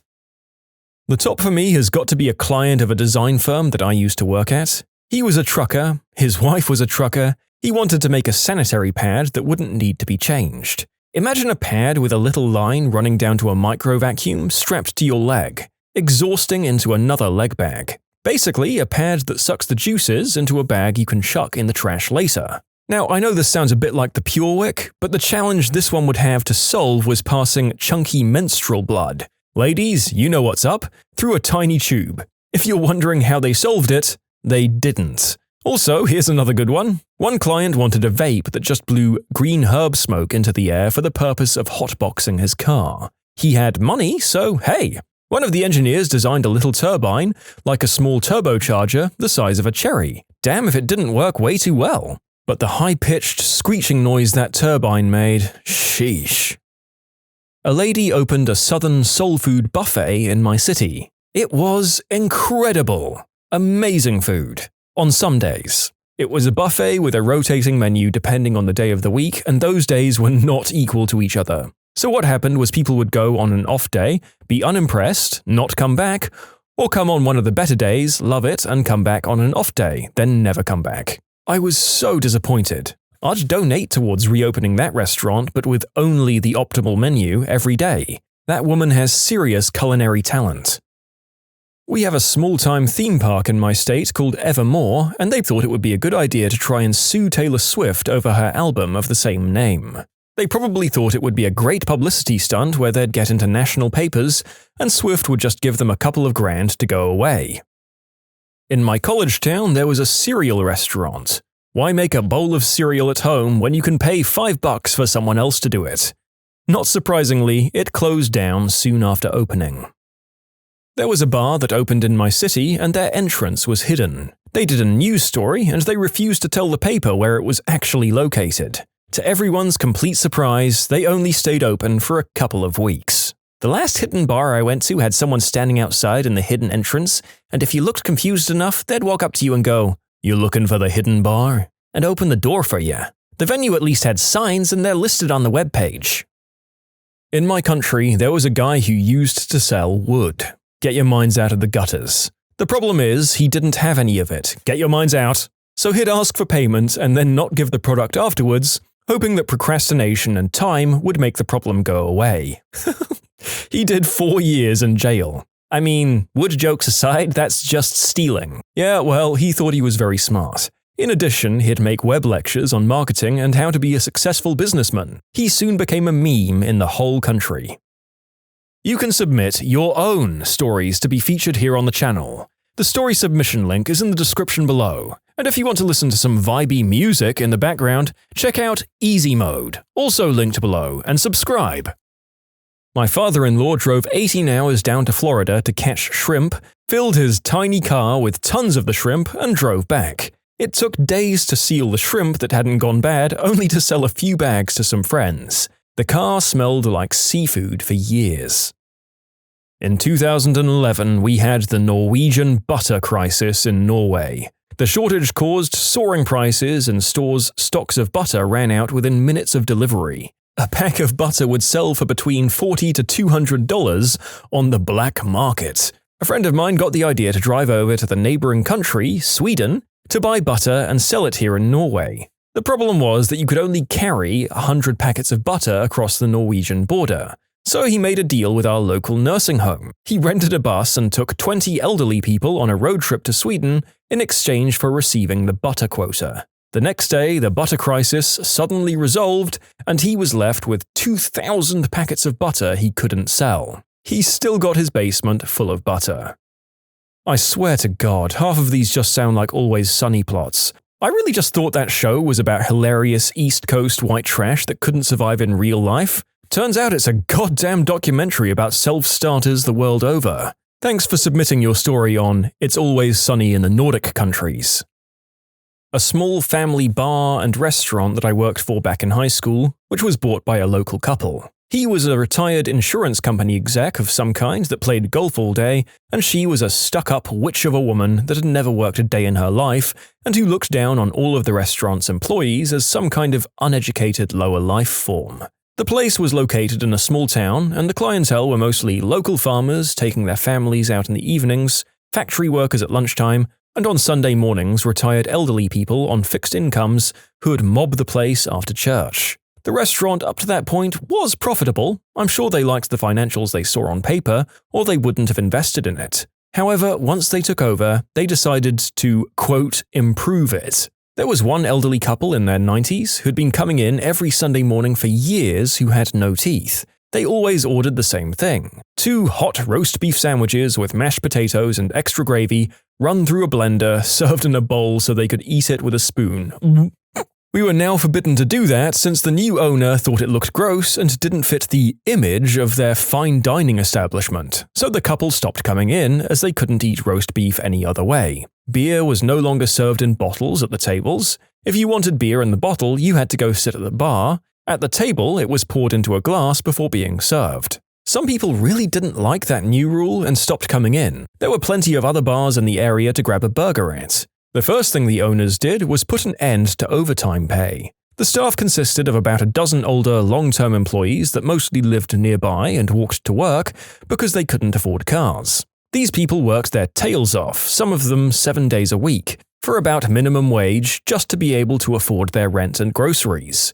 Once they were told that they could no longer work 50 or 60 hours a week to make the maybe $25 a week in overtime, most of them had no choice but to quit and go find some place where they could make enough to survive. Pay them a little more? Heavens no, these are unskilled positions. The new owners found that when they advertised for new employees to fill the vacancies, they didn't get the flood of applicants that they'd expected. Waitresses, for example, were paid $1.70 an hour at the time, and cooks made $4. This was in the 1980s, and the local sewing factories paid more than that to start. So they ended up hiring a bunch of their daughter's high school friends, most of whom were the cheerleader crowd that didn't want anything to do with getting dirty, like scrubbing the floors or restrooms, and none of who could ever work on nights when there was cheerleading practice or a football game or pretty much any Friday or Saturday at all. So the place was chronically short-staffed constantly, orders came out slowly, and the new owner just sat at the bar fuming instead of doing anything to help,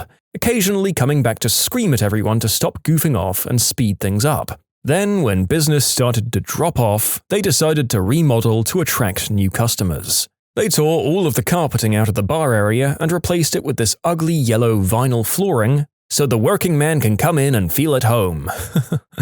Like regular people never had carpet in their houses. They added a char-broiler to the kitchen and decided they wanted to add char-broiled haddock to the menu. Have you ever tried to grill haddock? It falls apart in little pieces and looks awful. They decided this was obviously the fault of the 16-year-old kids they hired to make the food. At the same time, they remodeled the bar to make it look homey to the lower classes of people, and then they added expensive scotch and other high-end liquors to sell to the customers, most of whom were draft Budweiser and Miller drinkers. They also, as it turned out, rarely ordered quiche for lunch. The place lasted for about a year and then sat empty for about 10 years before someone new bought it, probably because they were trying to sell it for a huge profit after it was no longer an operating business.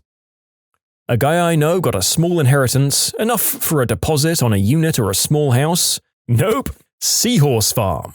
As it turns out, seahorses are very difficult to breed. Someone in Edmonton, Canada opened a dairy store, milk and cheese, and planted it across the street from a large grocery store. He hoped that shoppers would buy everything they needed at the grocery store except their milk and cheese, which the grocery store had an ample supply of, and make another trip to their store for milk and cheese. The place I'm talking about just supplied the same big dairy milk at the same prices and no fancy cheese. It was really only convenient when you only needed a carton of milk and didn't want to deal with a huge parking lot and the hassle of a massive store. So it didn't last.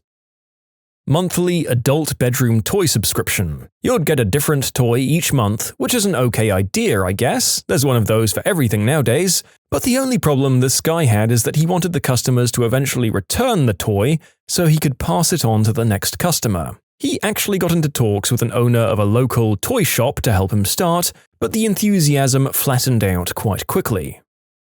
Maybe it's a sign that I should expand my friend network, but the narrator actually feels like he knows more than one person who had used this service. You'd hope that they'd go through a lot of sanitizer in that line of work, though. A loudmouth drunk, supposedly an ex-NFL player from way back, opened a fancy pizza place across the street from the small town's old favorite normal pizza place. It was a pretty obvious attempt to put the old place out of business and corner the lucrative small-town pizza market. The owner of the new place would get hammered and walk around to random tables to schmooze. He'd loudly hit on the ladies in front of their dates, It did have really good pizza, but it was horribly overpriced, and the portions were tiny. It went out of business pretty quick. We had a woman in town who started this bookstore/candy store combo. It was just weird, and I'm not sure what it was trying to be. It was a bunch of kids' books and then a whole bunch of handmade, weird chocolates, and not even stuff that would be appealing to kids. Stuff like green tea chocolate, chili pepper chocolate, super dark chocolate, among others. There were tables to eat the chocolates, but then you couldn't look at the books because your hands would be dirty. The whole thing was just bizarre. Strangely, it did stay open for a year, and in fairness, the lady who owned it truly was a sweetheart. People loved her. She was an older, super kind, super chatty lady, but the business was, well, not sustainable. A guy I know bought $150,000 in fidget spinners at the height of the craze. It took months to ship out from China, and by the time all of his crap had arrived, the mania had ended, and the retail price was already near his original wholesale price. The frickin' guy still has fidget spinners today. I guess he might eventually do okay on it, but my god. A digital camera that looks like a classic Japanese 35mm point-and-shoot. The memory card, which looks like a 35mm film roll and only has space for 36 images, has to be sent away like in the old days to get developed into prints that are mailed back a week later. This is currently on Kickstarter at time of writing. My dad has been in hundreds of pyramid schemes. When I was a kid, he'd always describe how the pyramid worked, and I'd help him with his meetings. It took me a long time to figure out his get-rich plans were really schemes. He still does them. He's never been rich off them, though. One was Excel, a super cancer-beating fruit juice. Then you give me $5,000, then you get 5 people to give you $5,000, then they get their own people to give $5,000. A specialty chocolate shop. It only sold the exact same standard candy bars as any supermarket, but with less range and at 4 times the price. I asked the manager if he had Lindt chocolate balls, an upmarket but well-known product, and he said, "What are those?" Also, there was a supermarket 2 doors down.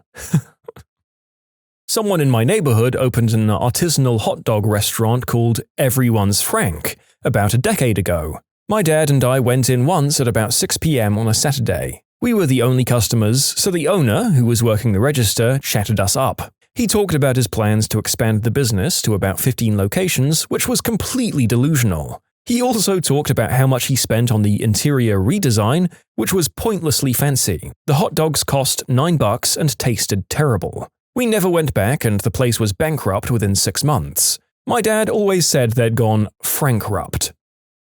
I have a friend whose family has gotten involved in multiple pyramid schemes, and every single time they get into a new pyramid scheme, they claim it's not a pyramid scheme. No, you don't get it. I am the boss. Once I produce 5 clients for my mentor, then I get to keep all my new clients, and they have to get me 5 new clients each. It's people helping people. What was the biggest disaster of a CV you've ever seen? Unfortunately, the worst I've ever seen was submitted by my friend who I vouched for before he submitted his resume. Now, we were all in the same college classes and mostly all of the same project groups, so his resume should and could have contained all the same stuff my first resume did, plus what he did in the 2 years out of college. I didn't have a whole lot of impressive stuff being just out of college when I applied, but it was well formatted and thought out. My friend submitted a pile of jumbled crap. There were at least 4 different fonts, random missing bullets, no sort of organization, missing important dates and keywords. We did the hiring as a team, but my boss handed me his resume and asked, "Is this your friend? Is this what he's capable of?" To be honest, I was shocked, because my friend did well in school and was pretty intelligent. All I could say was, he's better in person and can figure stuff out even if he's never learned it before. I got him the interview, and my boss wouldn't put him past the first interview. He said it was a horrible interview, and my friend showed no interest and couldn't elaborate on any of the bullet points on his resume whatsoever. It was absolutely shocking and embarrassing for me. I received a resume by email from John. The email address had the name as George listed. The resume was for Max. So 3 different names for 1 application. As if that wasn't bad enough, it was more of a story of his life in paragraph format than citing his skills. That sounds like it was literally 3 kids in a trench coat. Was worked as the boss of the business factory in the job history? I had a guy apply to an online job posting, but all he sent was a picture of his dog and somehow no contact information. This I do get. I've burned at least one e-bridge by attaching the wrong file. Was supposed to send a resume, and instead sent an unfinished board game design. Worse was that I spent the time to write a really good, well-researched cover letter, and then boom, here's how you play The Sims with cardboard. I just didn't follow up out of shame. The narrator was very curious about this author's board game, and went down a weird rabbit hole of trying to find a comment where they explained it. And I've got to be frank here, their concept was really cool and novel, even if they eventually gave up. So maybe time to revisit your idea, commenter. I thought it sounded like a neat party game. The hiring manager loves making board games in his free time. Everyone else at work and home thinks it's silly. Finally, he receives your board game design and thinks, finally, the piece that completes my puzzle of loneliness. I don't care what your resume looks like. You're hired, new best friend. And then you never followed up. I do staffing, and you wouldn't believe the resumes I've seen. One time I was trying to fill a third-shift warehouse role for minimum wage, and it was a super urgent need for our client in a remote area. The only guy with experience I could get to bite was very interesting. All his resume said was, I've done warehouse stuff for a long time. I have "frick you" tatted on my forehead. Please let me get in front of you though. I'm the definition of don't judge a book by the cover. I screened the guy, Skyped with him, and had him come in to meet with me. He was great. I let the client know what to expect before sending him on to the interview. They hired him on the spot. Font size 30 point. Comic Sans, and just described her appearance as, I'm looking for a job. One of my worst was the opposite. 10-point font, 3 pages, front and back, describing minute technical details of like every job they'd held in the past 20 years. Dude, you may be qualified, but I'll never know because no one's got time to read your novella in the middle of the workday. I had a guy who sent in a resume where he'd accidentally pasted an internet banner ad for adult website to the top of it. Who knows how many of those he sent out? A guy applying for a position in agricultural research just sent a photo of a plant in his backyard. You, sir, do not look like the photo you've submitted. This interview is over. We were hiring for a position in IT recently. One applicant was this lady, about 60, used to work in IT in the 90s and then quit to watch her daughter's children. Most recent job was cashiering in a supermarket. From her CV I learned, when she was 17 she visited the US for a couple of weeks on a student exchange program, where she met David and they fell in love. Afterwards they kept in contact until he eventually came to our country and they got married. They had an exciting life, being roadies for rock bands and such. Somewhere along the line they managed to finish uni and had 2 daughters. David was the love of her life. Then something happened. Unfortunately she didn't elaborate, and David isn't in her life anymore. I never found out whether he died or they got divorced or something.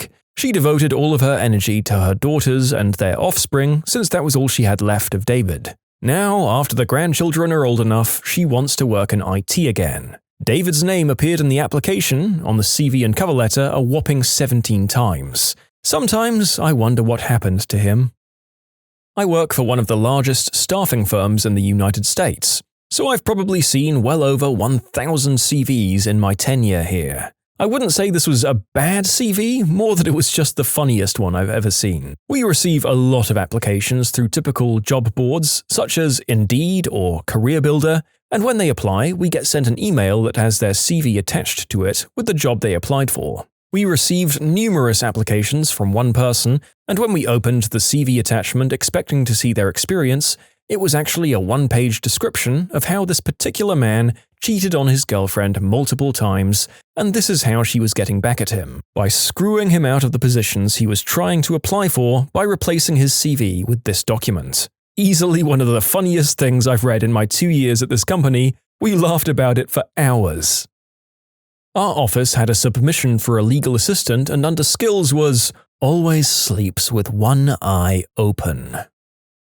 I think it was submitted as a joke, I hope it was, but it had an official header info, like the name and contact stuff, but it was blank underneath and said in hand-drawn scrawl, "Me need worky." What bothered me most is that I would have spelled worky differently, i.e. instead of a Y. I'm not sure if it's the worst, but it was the most entertainingly bad. You know in Legally Blonde where Reese Witherspoon gives out her resume and it's on pink scented paper? I got one like that about 9 years ago, which, looking it up on Google just to confirm, made this reference 15 years out of date. Though if it was scented, I did miss that. The resume started off, literally her first paragraph, talking about how Legally Blonde was her favorite movie. It was full of doodles in the margins and specifically requested I do not contact her previous employer because she felt she was fired unfairly and instead listed several sorority sisters as references. She compared herself to Elle Woods several times, explicitly saying that any hiring manager who wouldn't hire her off the resume was doing so because they couldn't handle her individuality. I'm honestly not entirely sure if this was a legit resume or some kind of joke. It had almost nothing to do with the job listing. My manager joked that BuzzFeed was going to write about me if I didn't call. The job went unfilled. We chose literally no one over this. It wasn't really bad, but he did have a section that stood out. Health. In good health. I was hiring EMTs for a health screening, so I can kind of understand it, but just weird. I received one which just said, I have no skills because I've never worked, but I have my GED, nothing else. On a different resume I received, the candidate listed his height. He was 5'5". I don't know why he thought that would be relevant. I know, right? It's not even like he's impressively short or anything. At least if you're under 5 feet, you can change the wording of that to some CV bullcrap like, well-suited to seeing things from a different perspective, or proficient in low-level tasks relating to short supply inventory. I'm sorry, I'll stop now. I'm not even making this up. I was doing the hiring for a company, and a guy put on a line of his qualities that he was smarter than the average bear. For those of you who don't know, this was a favorite line from the main character in the cartoon Yogi Bear. I mean, you did hire him, right? Were they applying to be a park ranger? It was the worst I've ever seen, but also my favorite. My company does business with a certain family-friendly theme park. This means our employees can't have visible tattoos or crazy hair colors, and they need to be able to pass a substance test, a background check, among other things. I received a resume for a sales position from a guy that we'll just call Andrew. I've just pulled it up so I can quote it word for word. The cover letter says, "Hey, what's good? I've worked at almost every fast food place around, but now it's time to try something new. I don't know how to do retail, but I'll learn. I don't have any official sales experience of the legal kind, you know what I mean, but that was a few weeks ago, and I'm not like that no more." On his resume, he listed the places he'd worked at and had descriptions such as, "I take people's orders and clean up their messes," and "take people's orders money and give them their crap." I thought the resume was submitted as a joke until I looked Andrew up on Facebook. He had an uncommon last name, and I found his profile. It was mostly a bunch of bullet points about why he didn't like cheese. His last interview was at a cheese factory. I suspect he was fired from there and didn't want to say why, so he kind of overplayed the not liking cheese thing as the reason for leaving. It was still a very weird thing to be on a CV, though. I got one with a first name only, no address, no email, and no phone number. Even if I wanted to hire him, there was no way to get a hold of him. I just had a pretty entertaining one. Picture of the person applying, what I think was supposed to be the local time, and plenty of bullet points. Each bullet was highlighted in blue or green, then at the end of many of them it just said, neglected. All of these skills are neglected? What the frick? It had a horrible font, was brightly colored, and had a cutesy paw print on the front. You missed out on hiring a golden retriever. Classic rookie mistake.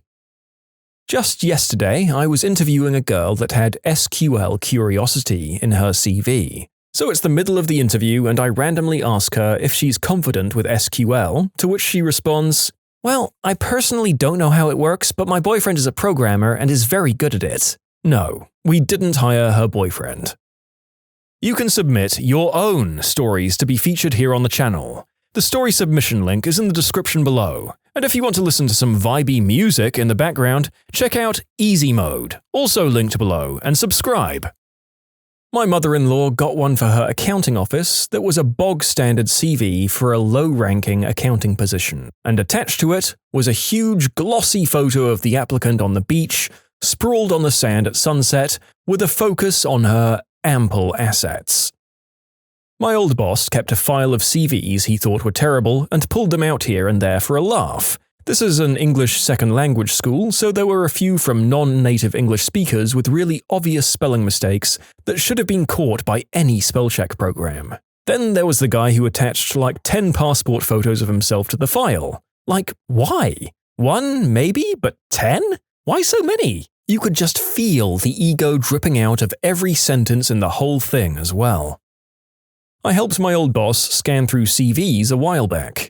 A student applying for a job as a barista, their opening line, "I don't believe coffee is a drink. I believe it's an experience, and you need me to be the face of that journey." They had a little waffle about how coffee changed their lives and molded him as a person, how coffee had been his savior in university. The kid seemed to be really into coffee. It was well written, but we were a coffee shop in a shopping center. We didn't need his prose. He was an English student, and the CV read as if it was a piece of coursework. The whole thing was in Comic Sans, and the only experience he had down was coffee drinker for 19 years. The kid was 19. He didn't get the job, but I'm sure he graduated well with how well the opening letter was written. I needed someone to work at a gas station. Guy applied, and his resume said he was the assistant manager everywhere he'd worked previously, except he abbreviated both words without punctuation. That's right, he was a 5-time ass man looking to pump your tank. I worked in a cafe, and the guy whose job was to wash dishes showed me his CV for an upcoming job interview. It specified that he can cut mahon cheese very good thin slice. The job was for security. I got a resume from an actual working girl once. She included it on her resume along with the name of the company and website you could go to book her services. Listed under her job description was assessing and meeting clients' needs and desires. I mean, I'm willing to bet that this is far from the worst pick you could have gone with. She even did a good job of the bullcrap rewriting of her skills that so many of us struggle to do. I'm going to say that your average escort is also far more personable and easy to talk to than a lot of the weirdos in your average office. Not that I have any experience in the matter. Not unusual or sadly unique, but when I was working at a pub, I was good mates with the manager, and would often have a scan through of CVs that had been dropped in by the young people looking for a job after they left school. Most of these kids were like 16 or 17 at most, but had CVs that ran 3 to 4 pages. Even someone in their 40s going for a high-flying management job at a world-leading financial company on a few £1,000,000 a year should only have 1 or 2 pages max. These kids had done nothing aside from GCSE and maybe a paper round bit, a bit of volunteering at the most. And that's perfectly fine and reasonable when you're 16 and straight out of school. What in the heck did they get taught in school? To fill out as much crap as possible to make it look good? Why aren't schools teaching them that writing about how much they enjoy going to the cinema or gardening with their dad, that was a genuine inclusion by the way, isn't the kind of thing that's going to get them a job? It was waiting on work at a country pub. Putting nothing except, I have all my limbs and the normal number of chromosomes, would have overqualified them. Not an employer, but I looked over CVs to create a shortlist for a job. The worst was one that was half complete. It got halfway through and then had a line that said, "To be completed later," followed by a blank page. The other one, not a CV, but a cover letter about why they wanted the job, said what they could do, but it completely missed the point of the job and job description. We were defending claims, and this letter went on about helping claimants, doing the claimants justice. Both got rejected as the job involved attention to detail and research. Neither had proven that they could do this. Several years ago, I had the misfortune of interviewing a fellow for a role in a film shoot. Although the production technically had a human resources professional in charge of screening resumes, they were far better versed in the recruiting process than they were in what qualifications were necessary for the job. As a result, less than half an hour before I was supposed to meet with the man in question, I was handed a document that would have made the most pathological liars blush. According to the resume, my interviewee had been an uncredited consultant on over 100 feature films. While there certainly are cases in which a given worker goes uncredited, it has even happened to me, the sheer magnitude of the fellow's claims went well beyond the realm of believability. Furthermore, the guy had listed quite a few alleged skills that seemed to suggest a less than complete knowledge of the industry. My favorite claim was that he had expert-level Apple box skills. For the record, an Apple box is literally a wooden box. That's it. There's a few different sizes, and they're used whenever something like a plant or a small piece of furniture or Tom Cruise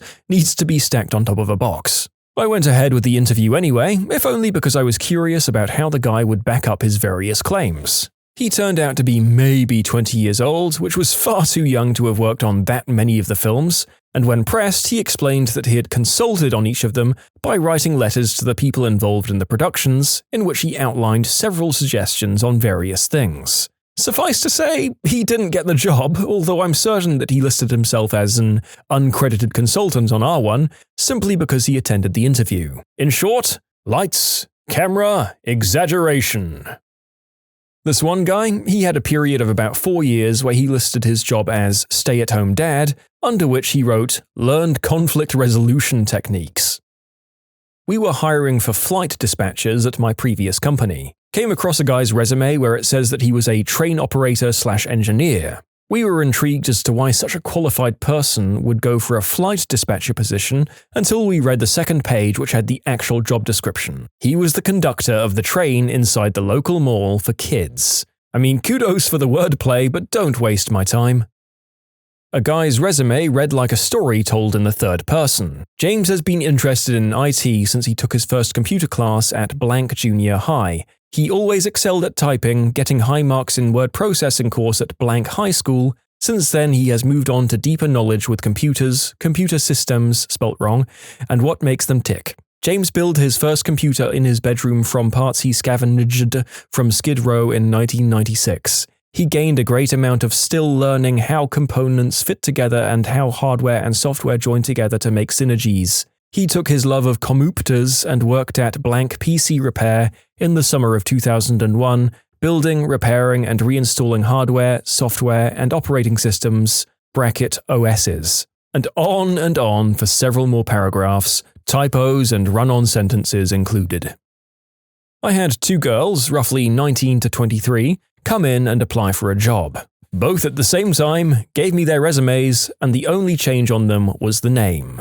Otherwise, they were identical. They were also crap resumes because they had no previous job experiences, and the only thing listing were high school poetry awards. Also printed in color with a light blue background and a flowery border. Not a CV, but a phone interview for a simple laborer's job. I asked the guy one simple question pertaining to the requirement of the job. Are you physically capable of digging, raking, and pushing a wheelbarrow full of soil? The man said yes, and the next morning he showed up at the job site and was a cripple, could barely walk at all. My dad owns a vacuum repair business. One bloke sent a CV in, he misspelled vacuum. Sure, that's not a big deal, vacuum's a weird word to spell. The rest of his CV was rife with spelling and punctuation errors, but it's an engineering job, so it's not that much of a concern. If he can fix a vacuum, who gives a damn if he knows the difference between THEIR and THERE? The main problem was that he wrote the CV all in caps and had no previous engineering experience. Not even theoretical. He had had no education in it. Managed an electronics retail store, so not too many resumes, but lots of terrible applications nonetheless. Had someone list being tall and swimming as skills. Recently had someone who did attach a resume in which he put both his references and experiences as available upon request, and listed his nationality, birth date, parents' names, and marital status below a selfie. I mean, to be fair, tall is one of those skills you just can't teach these days. A guy calling himself Darth Ice sent in his resume in Star Wars theme with a black background, yellow font, and all the shebangs. I've discarded many resumes based on the presence of emojis. One that just had babysitting experience, a first name, and her objective was a Star Trek quote. She was 25.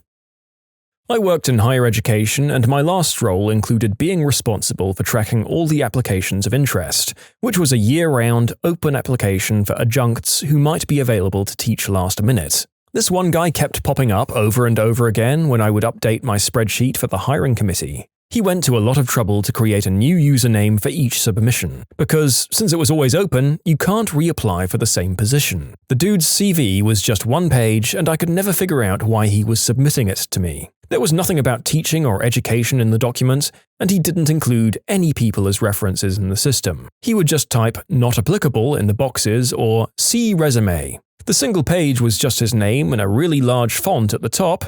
Everything was centered on the page too, followed by his place and date of birth, his wife's name and when they got married, and the names and birth dates of his children, including his stepson. A long list of hobbies and interests, like reading John Grisham, fishing, vacations with the family, and TV shows, and that was it. I don't know if he thought an expression of interest was like expressing his interests, and I always wondered why he dedicated so much time to apply for a job I wasn't sure he understood. When did an idiot say something cringe or incriminating into his microphone mid-game? A group of 5 of us had been doing several runs in World of Warcraft and had been chatting it up the whole time about whatever. One woman's boyfriend came into her room and asked her if, when she was done, if she could take a look under his nether regions. He had a bump on his bag and didn't know if it was a pimple or a boil. He was talking about how much it hurt and itched, and he tried using a mirror but couldn't get the angle right. She let him go on for about 2 to 3 minutes as we were all busting up laughing before she finally told him her mic was on. Oh my god, this happened to me. My press to talk button was stuck, and I'd gotten up to feed the cat. I'd always sing songs for him as I'm feeding him, and apparently my mic picked up everything. So when I got back, my entire raid was singing about my cat, and I was as embarrassed as all heck. I don't sing in public, like, at all. I find it so embarrassing. A kid on PC arguing with his mum because he didn't want dinner. I was so hungry, and his mum sounded sweet. This was like last month on Call of Duty Modern Warfare. The guy was on the phone with his bank accountant, probably, or at least I hope, and he was saying his credit card info, social security, and a bunch of private info. Hopefully he's still safe. Older sister was telling his little brother, our teammate, that it's her time to play and she'll turn off the console if he doesn't get up.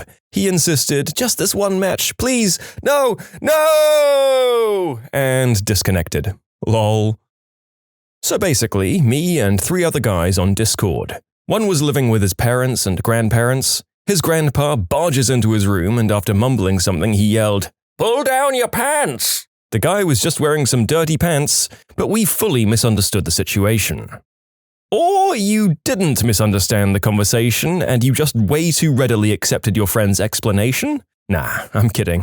It was probably just one of those spontaneous colonoscopist visits like that guy who burst into my house the other day. Weird that I never got the results for that exam. Here we go. I have a story for this one. So me and my friend, let's call him Ben, had a goal a while back to complete every achievement in Minecraft on the X-Bone. We put nearly 300 hours into the world, and whenever we'd play, his girlfriend would always go on her phone to help pass the time. This one particular evening, we were building my house, well, more of a tower, and he starts placing random blocks in places where they aren't supposed to be. I asked if he was okay, and he said that he was fine and carried on building. As time went on, his breathing got progressively heavier, until about 5 minutes later I asked if his girl was going south of the border on him. What I didn't know is that he was in fact getting a down-under kiss, and he was getting close to arriving, until his girlfriend heard me over the mic and started laughing and ruined the moment. I'm sorry, Ben, but I think that's a lesson learned not to multitask. Obviously, Minecraft is more important. Not bad, but memorable. I got to my buddy's house and he was playing Call of Duty. He has his headset on. This house is a work in progress, so every time I get there, something's changed. I walk into his gaming room and see that he's made some modifications to the house and I ask him about them. He proceeds to give me a lesson on construction fundamentals and building technique and the why and why not. After about 5 or so minutes, he realizes that he was mic'd the whole time and he goes, "Oh crap," and someone chimes in, "Hey, so that was actually really interesting and all, but can you guys shut the frick up?" I don't think we've ever laughed as hard as that. I don't have any as weird as the ones here, but I definitely recall one time getting ready to pull a raid boss in World of Warcraft and hearing one kid's mother yell at him to take out the trash. The kid was 16 or something, and all 24 of us were like, "Nope, not pulling yet, go take out the trash for your mum." I also have a friend who used to fall asleep on Discord after taking Ambien, and some of those conversations were hilarious, but I'm pretty sure he knows where I live and will unalive me if I share them here. I caught my friend tickling his pickle on mic thinking that he'd muted himself. I heard him groaning and then I shouted, "No climaxes in my party." My boyfriend never has his mic on, but one of the rare times he was talking to his friend, his dad came around the corner to feed his sister's bunnies, his sister being away at college. and sang the song he always sings at the top of his lungs when he goes to feed them. Bunny, bunny, bunny, bunnies! In falsetto. Years ago, Halo 3. My cat was being unusually affectionate and cuddly. I fragged a guy in multiplayer and was distracted by the cat. I start asking, "Who has a fuzzy belly? Who's my fuzzy girl?" And it turned out the guy I killed could still hear my voice and he was having none of it. I wish I still had the Xbox Live message he sent. He seemed really insecure about his fuzzy belly.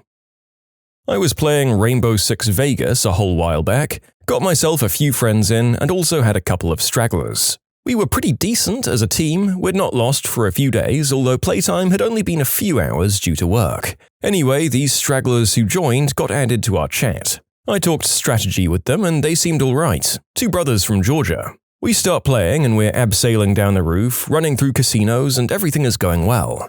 Our squad are racking up kills, but one of the stragglers keeps dying. His brother is complaining. The guy who keeps dying grabs the briefcase and runs. We're calling to get him to come to the lift shafts, but he ignored us, runs straight to the windows, and gets taken out.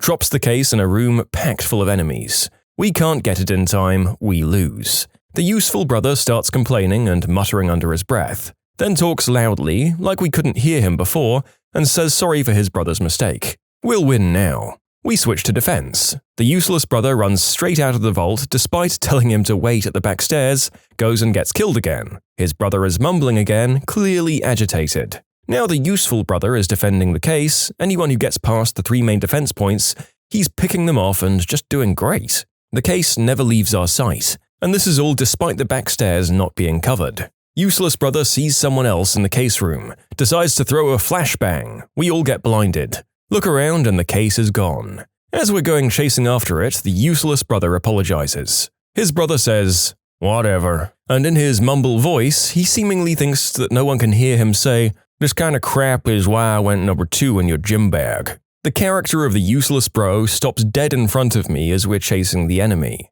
Then there's a loud noise from the other bro's mic, followed by what sounded like the biggest slap, open palm strike that I've ever heard. Useful bro's character suddenly stops too. Me and my squad are laughing, wondering what's going on, as we lose the game, and on the mics we can just hear one of the bros crying. And then a Georgian mum shouting in the distance. It wasn't really a "this dude forgot to turn off his mic" moment, but rather he was trying to play it off as if it was.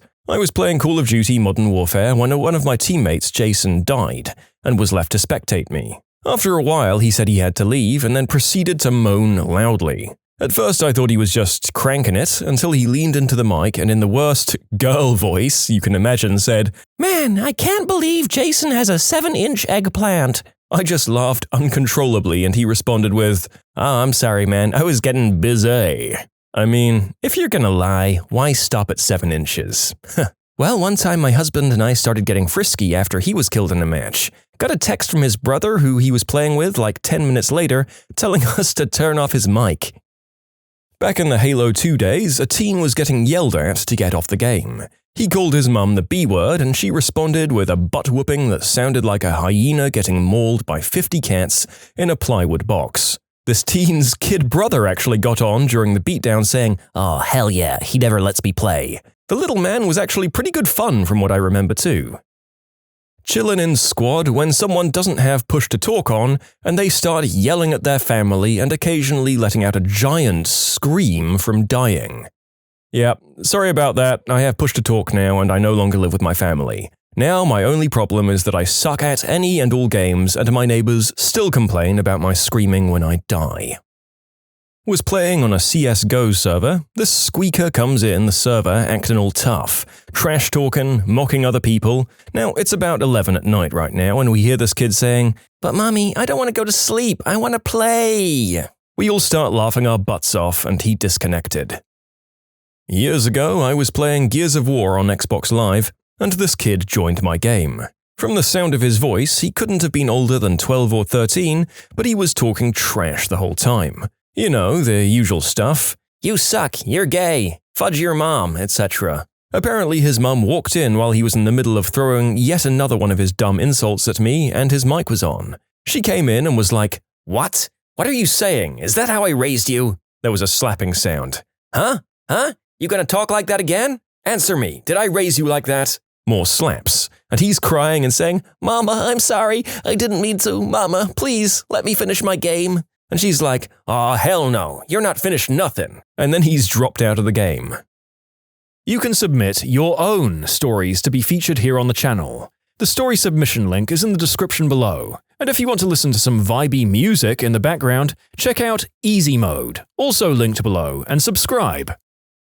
It's not necessarily him forgetting to turn his mic off, but him not being able to. It's been several years and it could just have been a hoax, but it certainly shook me up. I believe it was around the time of Halo 3. I'd been on Xbox Live, fooling around in Map Maker with some buddies. One of them had been dealing with a rough home life and often talked about his fear that his parents were into some trouble with other people. Being kids, me and the other guy brushed it aside as just nonsense. But one day we were playing and we hear a loud bang from his mic. He was yelling at his mum and then there were multiple loud bangs in quick succession, almost like someone had been firing a piece on full auto. We hadn't heard him over the sounds, but when they stopped, his tone of voice changed, and it sounded more like a sobbing, yelling for his mum. My buddy and I were shook now, trying to find out what the frick happened. We could just hear sobbing and he wasn't returning to the game, and after about 10 or 15 minutes of no contact from him, he just disconnected and we'd never heard from him since. Just today I was playing Modern Warfare and this guy on my team had his mic open. His phone rang in the background and he picked up to his wife talking about how he needs to get off his butt and go to the store. He led with profanities and ended up with, "Fine, witch," and went back to just playing. I said into the game chat, "So, are you gonna go to the store?" Unfazed, he said, "Nah." Some guy confessing his love to a girl and then singing a song to her. It worked in the end. We all cheered for him. Basically, my friend. He always keeps his mic on, and this one time I heard his parents arguing in the background, and he literally screamed, "Yay, 2 Christmases!" And then there was silence. Oh god, I was that guy once. Nothing scandalous, just embarrassing. You know how sometimes couples will be all sugary sweet lovey-dovey to each other when they're alone, in a way that they'd probably not do in front of other people because it's so cringy? Don't pretend you don't know what I'm talking about, people in relationships. Anyway, I had my headset on and I was being a typical idiot with my friends. My then partner was nearby, so I took off the headset, forgot to mute the mic, and commenced the instant transformation into this over-the-top cutesy love kitten. You can imagine how much I wanted to crawl under a rock and die a few minutes later. That was like 12 years ago. I've been extra careful about the mic from then on. I was playing World of Warcraft with a friend and he was teaching me the basics.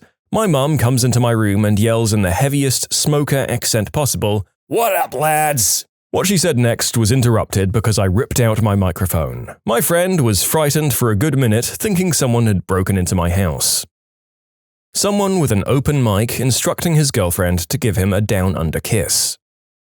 I was playing a game after a few beers once and I was that dude. Me and the ex were talking crap around the house. We were weird, we'd broken up after she grew up and I didn't. Like, it was really weird. We'd make weird noises around the house in some sort of ritual. Seagull noises, cat noises, poor imitations of weapons going off. And here's what my group would have heard. First her making a cat noise, she had a really realistic meow. Then me, gotta go help my partner with something. Followed by me trying and failing for some reason to drop group. Then her meowing, getting more insistent. Then me going then her abruptly turning the meow into a gurgle, then a perfectly normal conversation about food, except for a couple of weird words thrown in. Then I heard snickering coming from my PC. He started reading out loud to himself a particularly racy, furry anime novel featuring many, many tentacles. A friend of ours had a full-on seizure while we were in voice chat. We just hung around for about half an hour listening to him breathing and making sure he's okay, and after he recovered and spoke to us a few days later, we got info of family near him to call if it happens again. That stuff is super scary because we all knew he was having one, but we couldn't do anything and don't even know if we're listening to him die or not.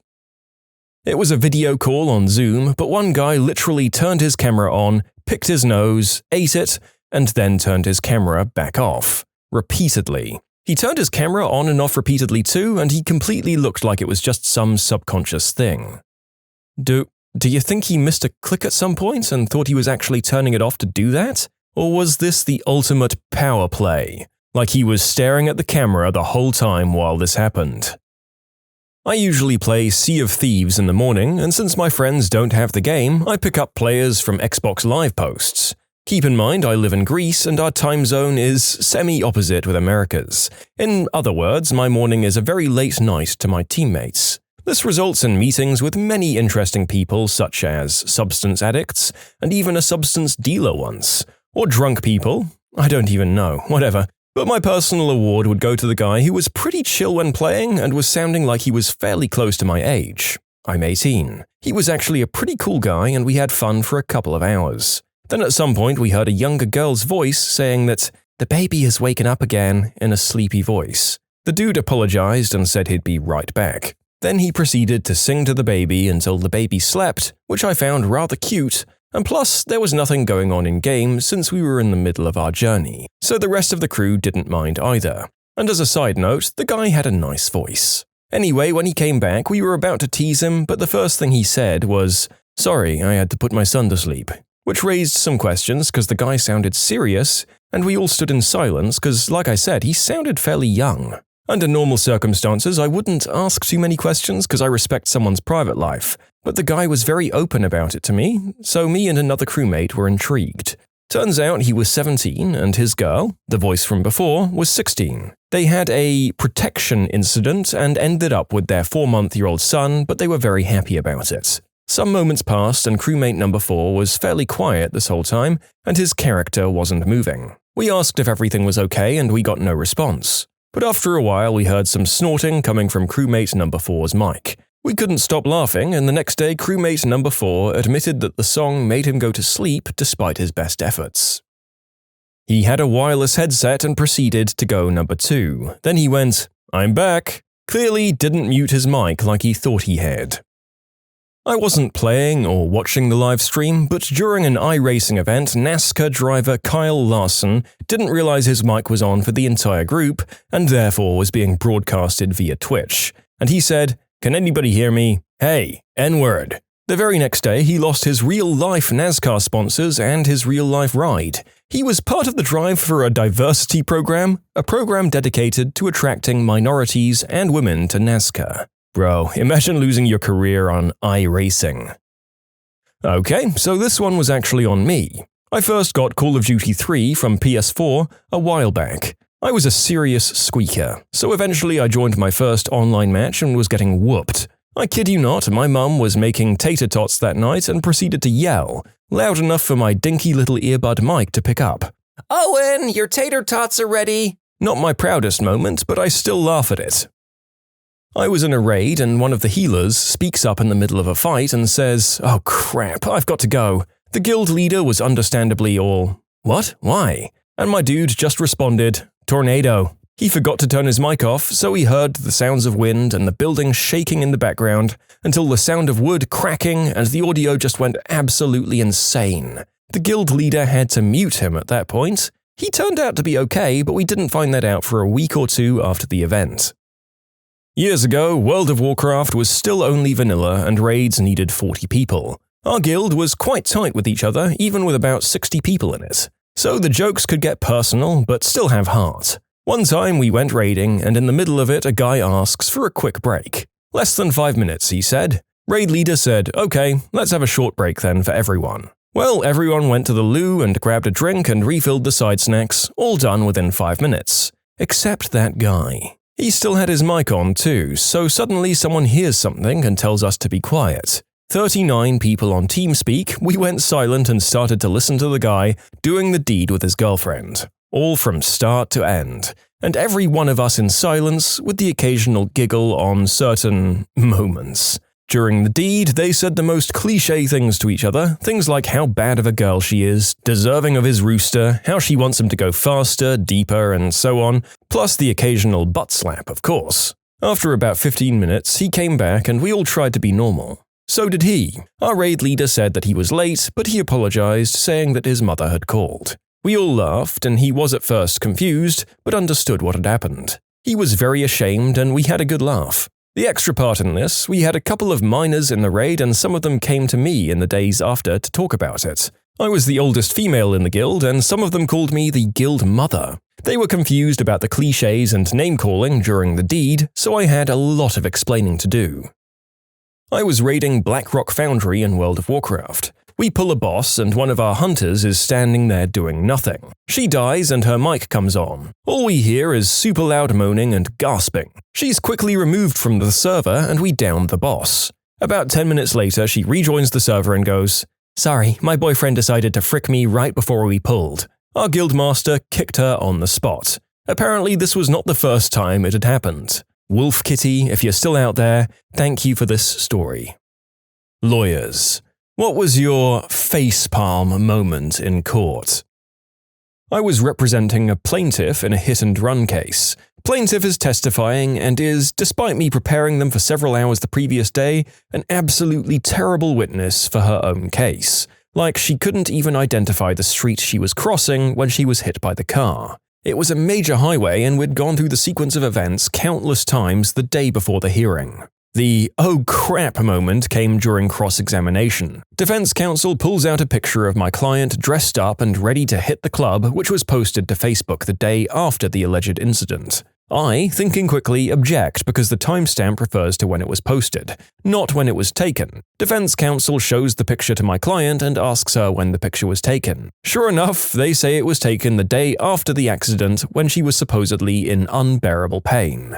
Oh crap. Just as well, they didn't deserve to get anything. When I was in college, I was a bailiff. Guy is on trial for murder. First witness testified that she saw the defendant shoot the victim. Second witness states the same. Police officer testimony is that he arrived at the scene and defendant was there holding the piece. Coroner testimony is that the first bullet hit the victim in the arm, the second one hit the victim in the torso, and the third one hit the victim in the heart, which was the fatal shot. The defendant yells out, "See, that proves I didn't do it. I only shot the motherfudger twice."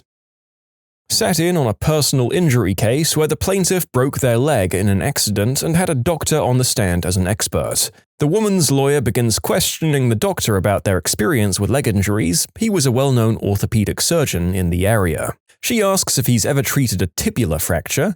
The leg bones are tibia and fibula, by the way, to which the doctor only answers, "No, I've never treated a tibula." Then she starts grilling him with questions about the tibula. About 6 to 7 questions afterwards, she asks, "How did you get a medical license and have been able to practice medicine this long if you've never treated a tibular fracture?" And begins a small rant about going after his credentials and those that gave it to him, to which he simply responds, "There is no bone named the tibula." The lawyer became beetroot red and everyone in the court tried their best to keep from laughing, including the judge.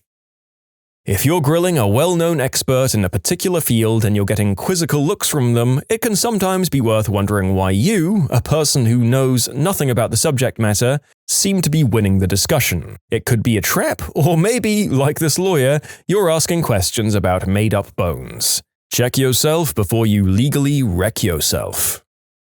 I was a baby lawyer in my first year representing the 19-year-old child of some rich people in San Mateo County, California. My client had gone on a bit of a shoplifting spree and we were cleaning all her cases up with a global plea, meaning we handled them all at once. Being new, I filled out the plea form wrong, swapping the counts she was charged with for the counts she was pleading to. It's an easy mistake to make. Every court has their own unique form and I was unfamiliar with San Mateo's. The judge calls my line, starts reading off the plea form, notices the mistake and then starts screaming at the top of his lungs, "Counsel, what is this? What is this? Is this your first day on the job? This is a court of law and we do not accept mistakes. Fill this plea form out correctly or I'll have you taken into custody for contempt." I did not expect a reaction like that. My client, who'd clearly just taken a huge rip of illegal substances at 8 a.m. and who was wearing an all-pink velvet tracksuit, was looking at me like I was the biggest idiot in the world. I corrected the plea form. The judge made me wait until the very end of the calendar to take my plea. Afterward, he called me up to the bench. In private, he told me, "I'm sorry to ream you like that. Everyone messes the plea form up, so I always pick the youngest lawyer to yell at. The older guys will grumble and complain, but if you noticed, they all fixed their forms, and we didn't have any more problems. It keeps the calendar running smooth. Where did you go to law school?" After that, he invited me into his office for coffee and gave me some really good life and work advice. Turns out he likes talking to new lawyers. In short, a judge loses his crap in court over a simple mistake. Turns out it was all a show for the other lawyers, and I have one of the worst and best court experiences of my early career.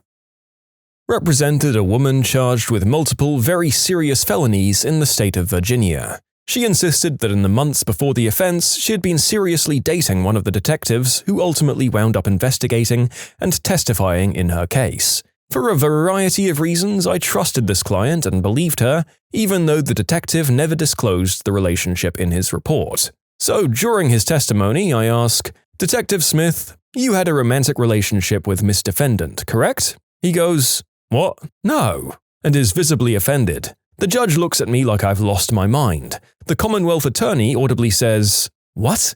I'm freaking out because a large part of my cross and argument was focused on the bias formed by the prior relationship, and now I've got nothing and I've lost all credibility. I try again. "Detective Smith, have you had relations with Miss Defendant?" As the Commonwealth rises to object and the judge starts to scold me, the detective goes, "Oh yeah, we did it. It just wasn't very, romantic." The judge acquitted my client of the relatively minor charge that the detective in my story was involved with, but convicted of the other, much more serious charges that detective had nothing to do with. There was a confession and video on the serious charges, so it was kind of a no-brainer. Sorry, I'm being intentionally vague, but there are no confidentiality concerns, since this all happened in open court. But it's just distasteful to give out too much information about a client. The detective was not disqualified, his testimony was not thrown out. Impeachment, no matter how good, doesn't result in you getting to throw out a witness's testimony entirely. By the way, it wasn't really the doing of the deed that was the issue, it was that he didn't disclose it to anyone, and his repeated insistence under questioning that he didn't disclose it because it was irrelevant. Like Watergate, it's not the crime, it's the cover-up that gets you. But I don't get to demand the judge throw out the testimony or that charge just because the cop failed to disclose a prior relationship with the defendant. I just get to point it out, argue it in closing, and then hope the jury also sees the relevance. In the UK, and bear with me on this one, I was in court listening to the most boring old defense lawyer you've ever seen. He was questioning the arresting officer in the case. It was substances or something like that. Anyway, he's droning on about every little detail, and the magistrate was constantly telling him to hurry along. The arresting officer was getting noticeably annoyed, and the room became pretty empty pretty quickly. Everyone was very bored and annoyed. He was droning about details that I'm not sure anyone was really listening to or cared about. Anyway, he went over arrest times and the likes with the officer, time he admitted the suspect and released him. He had bored the officer to the point where the guy was barely paying attention. So he was admitted in at 21:45 on the night in question. Yep. And released the night after. Yep. And what time was that exactly? Just after 10 p.m.? Yep, that's about right. What time after 10 p.m.? I don't know, 10:15 maybe. So my client was detained for more than 24 hours. Correct? What? The penny dropped. The officer had let his guard down and had revealed that he had kept the defendant for more than 24 hours, which is the max time for detention in the UK. The defense rested, and the magistrate threw out the case immediately. Well played, sir. Well played. There you go, boring people of the internet. If you feel depressed that your friends fall asleep in the middle of your stories, and that the light seems to leave their eyes when you open your mouth, just get a job as a lawyer. You can be a superstar when you drone the opposing party into submission.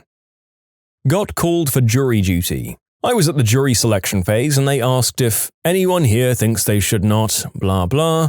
Defendant was in the room. I raised my hand. The defending lawyer looked at me like, "Oh, this ought to be good," and asked me to explain. I suggested I tell them in private. He insisted I tell the courtroom. I said, "Okay, I probably shouldn't be on this jury because I was on a previous jury for this man, which returned a guilty verdict." The lawyer's face went, "Oh crap." Commotion and a wait while they looked up records. Yep, verified. The whole jury was now tainted. Everyone goes home and they start over.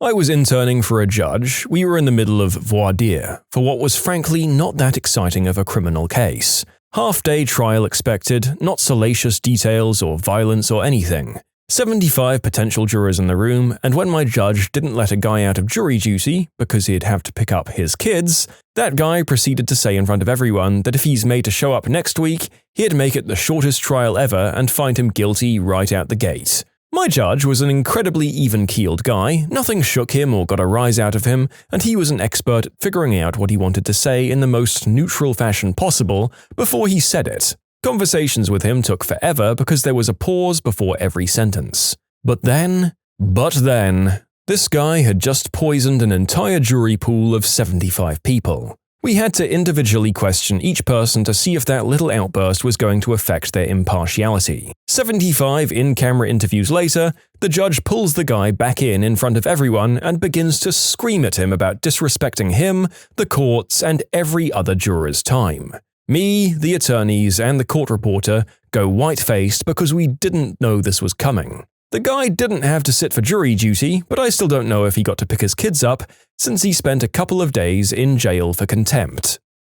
You can submit your own stories to be featured here on the channel. The story submission link is in the description below, and if you want to listen to some vibey music in the background, check out easymode, also linked below, and subscribe.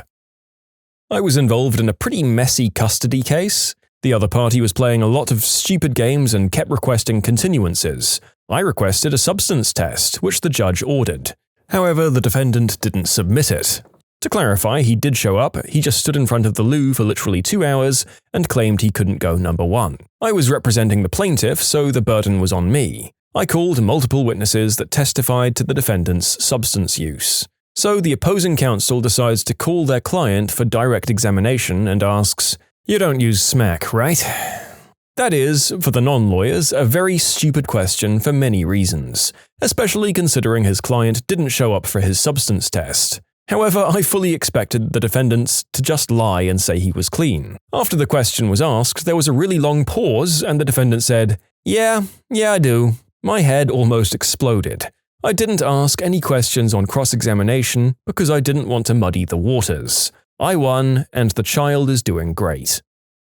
Mine actually happened while I was sitting in the jury pool during voir dire. The case was a double homicide, and the jury pool filled the entire courtroom. If you're not familiar with voir dire, it's when the lawyers ask the potential jurors questions to determine who they want to sit on the jury and who they want to exclude. It's a long and boring process for almost everyone involved, but 9 times out of 10 it's the most important stage in a case. So the lawyers are asking us questions, and if that question applied to you, you raise your hand and they hand you a microphone to answer the question. The question asked was, do you or anyone you know have prior knowledge of this case? So this older gentleman raised his hand, is handed the mic and proceeds to say, "Yeah, I work at the police station as a janitor, and I heard 2 detectives talking about him," points to the defendant, "and they were saying he was about as guilty as sin." We all stared open-mouthed at the guy, and I start chuckling because I couldn't believe what I was seeing. Naturally, the defense attorney asked to approach the bench, followed quickly by the state prosecutor.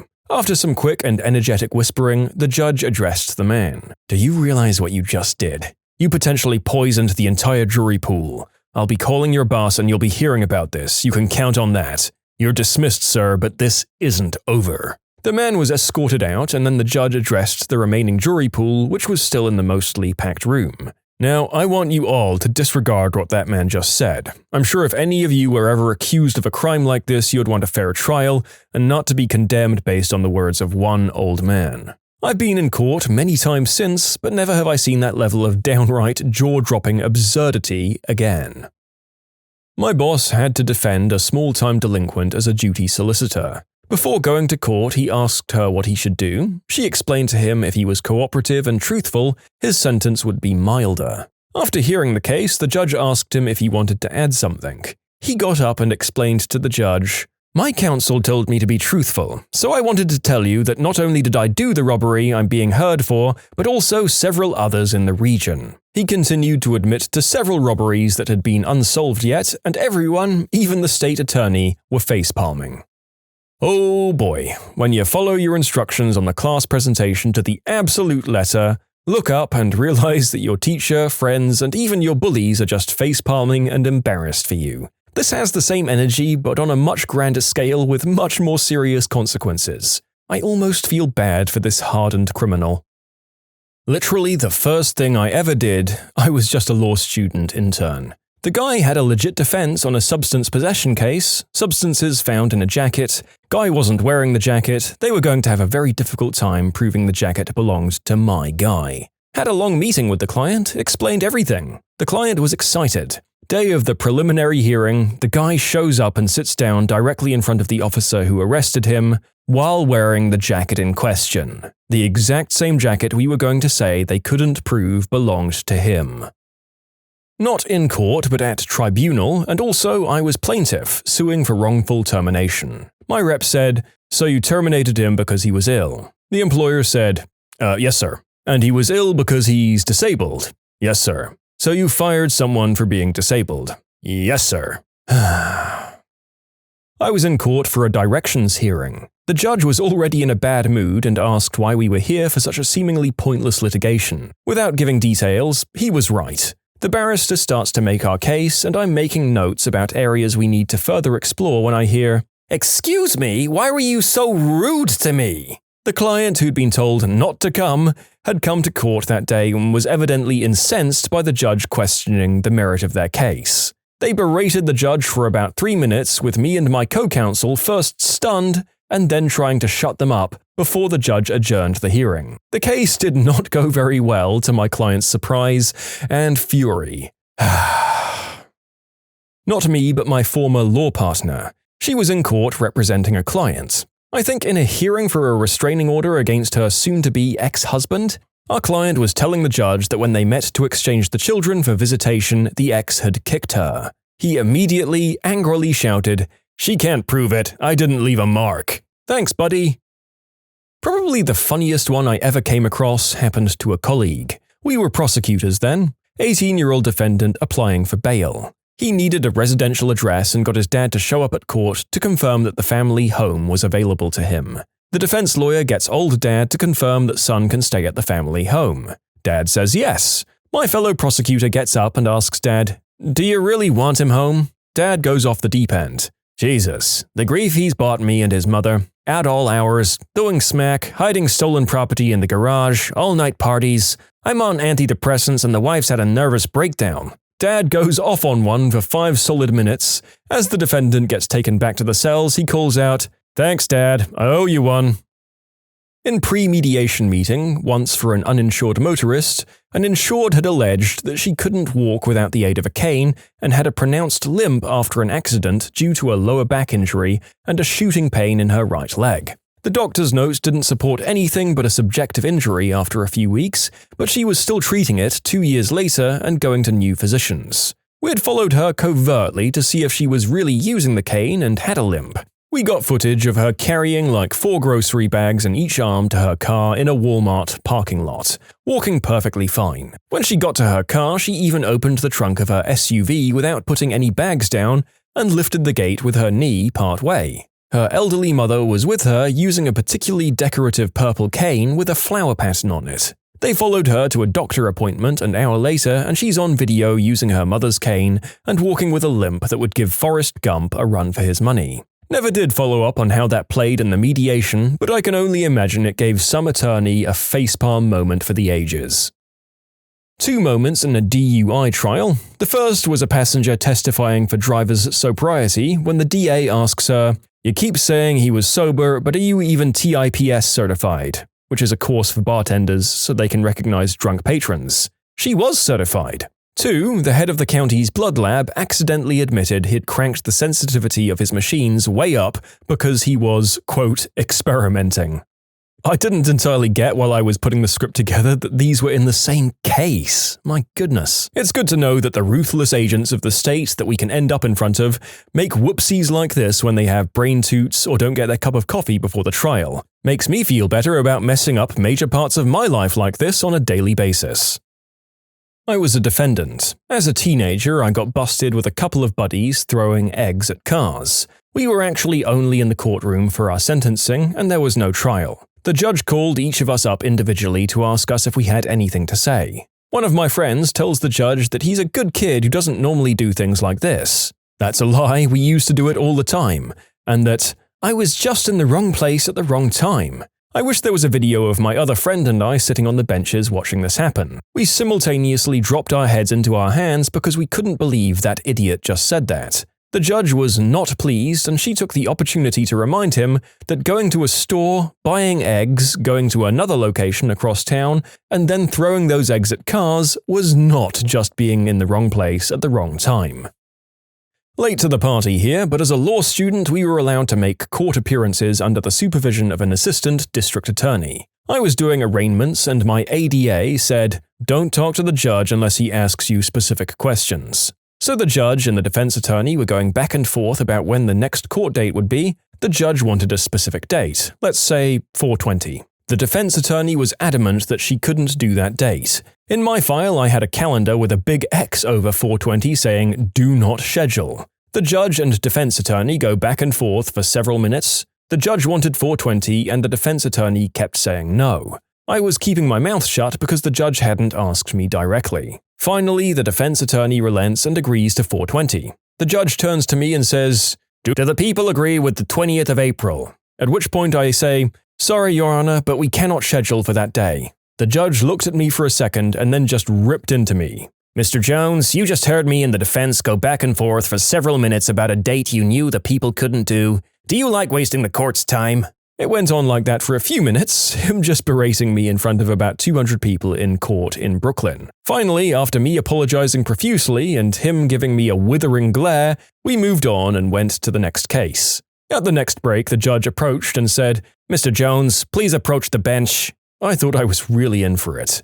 I walked up to the bench, the judge came down to talk to me and said with a big smile, "Don't worry about it, I was just giving you a hard time. Welcome to the Brooklyn Criminal Court."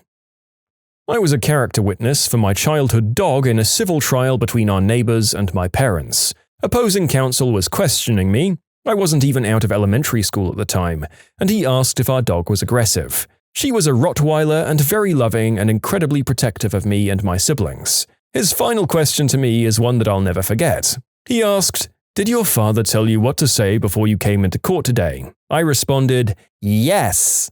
Then he asked, "What did he tell you to say?" I said, "The truth." Now, I was too young to remember the courtroom reaction, but according to my father, the judge audibly guffawed and the opposing counsel lost all the wind out of his sails. Ladies, what do you wish self-proclaimed nice guys would understand? Romantic comedies are nothing like real life, and using the tactics shown in them will only creep the object of your affections out, not win them over. They should be treated just like fantasy movies because that's pretty much what they are. Just a fantasy you enjoy seeing acted out for various reasons. It's like how it's commonly accepted that adult flicks aren't real. Well, consider romantic comedies emotional adult movies and treat them accordingly, please. Absolutely agreed. Do not show up under my window at 2 a.m. Do not creep until you figure out which hotel I'm staying at on my vacation and send miniature beanie babies that reminded you of me to the hotel addressed to me. Do not awkwardly try to steal my clothing to put on your pillow and sleep with because it smells like me. Do not leap between me and anyone I'm having a conversation with to ensure that they're not going to incapacitate me and commit the unspeakable act in the midst of a huge group of people. And do not find out where I work and consistently leave love letters under my windshield for me to find when I get off my shift. None of these things are acceptable or appreciated. I'm not quoting movie sequences, folks. I'm speaking from experience. And what these guys told me they considered romantic gestures. Although the showing up under the window and the love letter on the windshield ones are pretty 80s rom-com. I think proclaiming yourself a nice guy is the problem in the first place. People who are genuinely considerate and decent don't have to declare themselves honest and nice. People know them to be so by their behavior. Being nice, specifically as a means to impress women, as a means to an end, is not genuinely being nice. It's kind of like the Game of Thrones quote, "Any man who proclaims, 'I am the king,' is no true king." Hearing guys describe themselves as nice immediately makes you immature. It's the equivalent of saying, "I'm not like other girls." Sure. Maybe you are or aren't, but proclaiming it does nothing for proving it. Let people judge you by your deeds, folks, and not just the fancy ones we put on to impress people. Doing a good or nice thing and then shouting, "Did anyone just see the really nice thing I just did?" is not a thing that will turn anyone on, guy, girl, or whatever. Big pick-me energy. Being nice is the bare minimum. You should be nice to everyone, not just the pretty girls, and you should do it because it's the right thing to do, not because you think it'll get you laid. You have to bring more to the table than just being nice. If women see you being nice to pretty women and standoffish to other women, especially if the other women are the pretty one's friends, they tend to see through that sort of thing. Things you don't think girls notice, but that we totally do notice. 1. You've been asking out or hitting on everyone you know as though at random. 2. Except for the girls who are near or below your attractiveness level. And 3. You have major depression or anxiety and are using dating to fix your personal problems. You don't get special credit for showing the bare minimum of human decency. I know this guy who likes to make a number about how he's a decent guy and a good guy and how women used to respect good men. He's not a particularly good man. He's a man who hasn't committed any crimes. He told me a story about how a girl passed out next to him and how she was so lucky to pass out next to such a good guy who didn't commit the unspeakable act. He then likes to tell this heroic story to people and expects praises about how incredibly well he did and what an exceptionally lucky lady she truly was indeed. He goes on about how he goes to school, knows how to shower, and doesn't drink or use substances numerous times a week. These aren't qualities that make someone a good person or a good man. These are qualities that make you a normal person. If the bar you're setting yourself is that you can function like a normally developed adult, should behave, like making your own money, taking care of your hygiene, following the normal social rules like not being rude to others and obeying the law, and that women should be more impressed or grateful for that, you need to either date someone who isn't able to accomplish those things themselves and finds them impressive, or then understand that the other person is doing the exact same thing. I really don't understand where this kind of attitude comes from. Maybe a product of parents who believe their child is a miracle and should be told so from every single thing they don't mess up.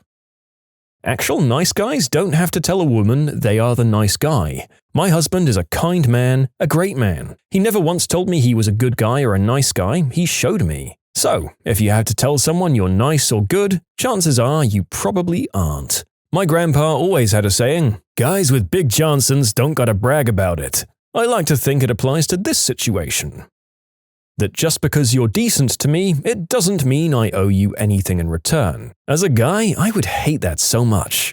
Some dude does something nice for you, then throws a tantrum when you don't go south of the border on him? Jesus, you didn't ask him to do whatever he did. If you're only acting nice to get her in bed with you, that doesn't actually make you a nice person.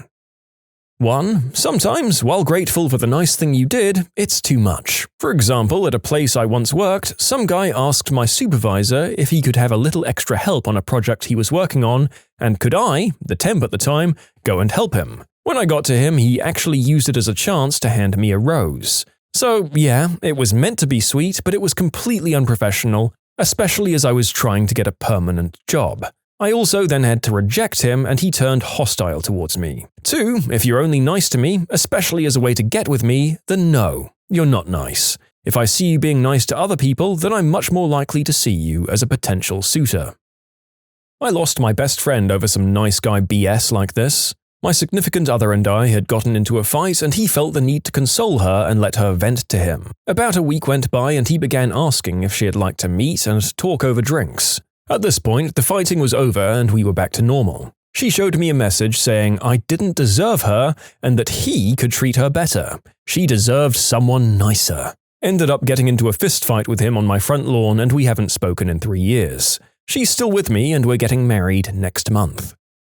To add to the points people have already made, one of the reasons why a woman isn't comfortable coming out and saying, "I don't want to date you because I'm not attracted to you," and has to use other softer reasons like, "I'm busy, I'm just out with my girls," etc., is because of a genuine fear that things could go south during the conversation, and a guy who seemed nice at first could get violent or start stalking her. Not that that extreme scenario would happen with every guy she rejects, but it only needs to happen once for it to affect her life. One thing most women experience, frequently, this isn't rare at all, is an exchange like this, especially online. "Hey, beautiful." "Oh, hi. You want to go out sometime?" "Sorry, I have a boyfriend now." "You think you're better than me, you stupid B-word? You're not that hot anyway. I'm not gonna do a 4 like you when I'm scoring 8s and 9s practically in my sleep.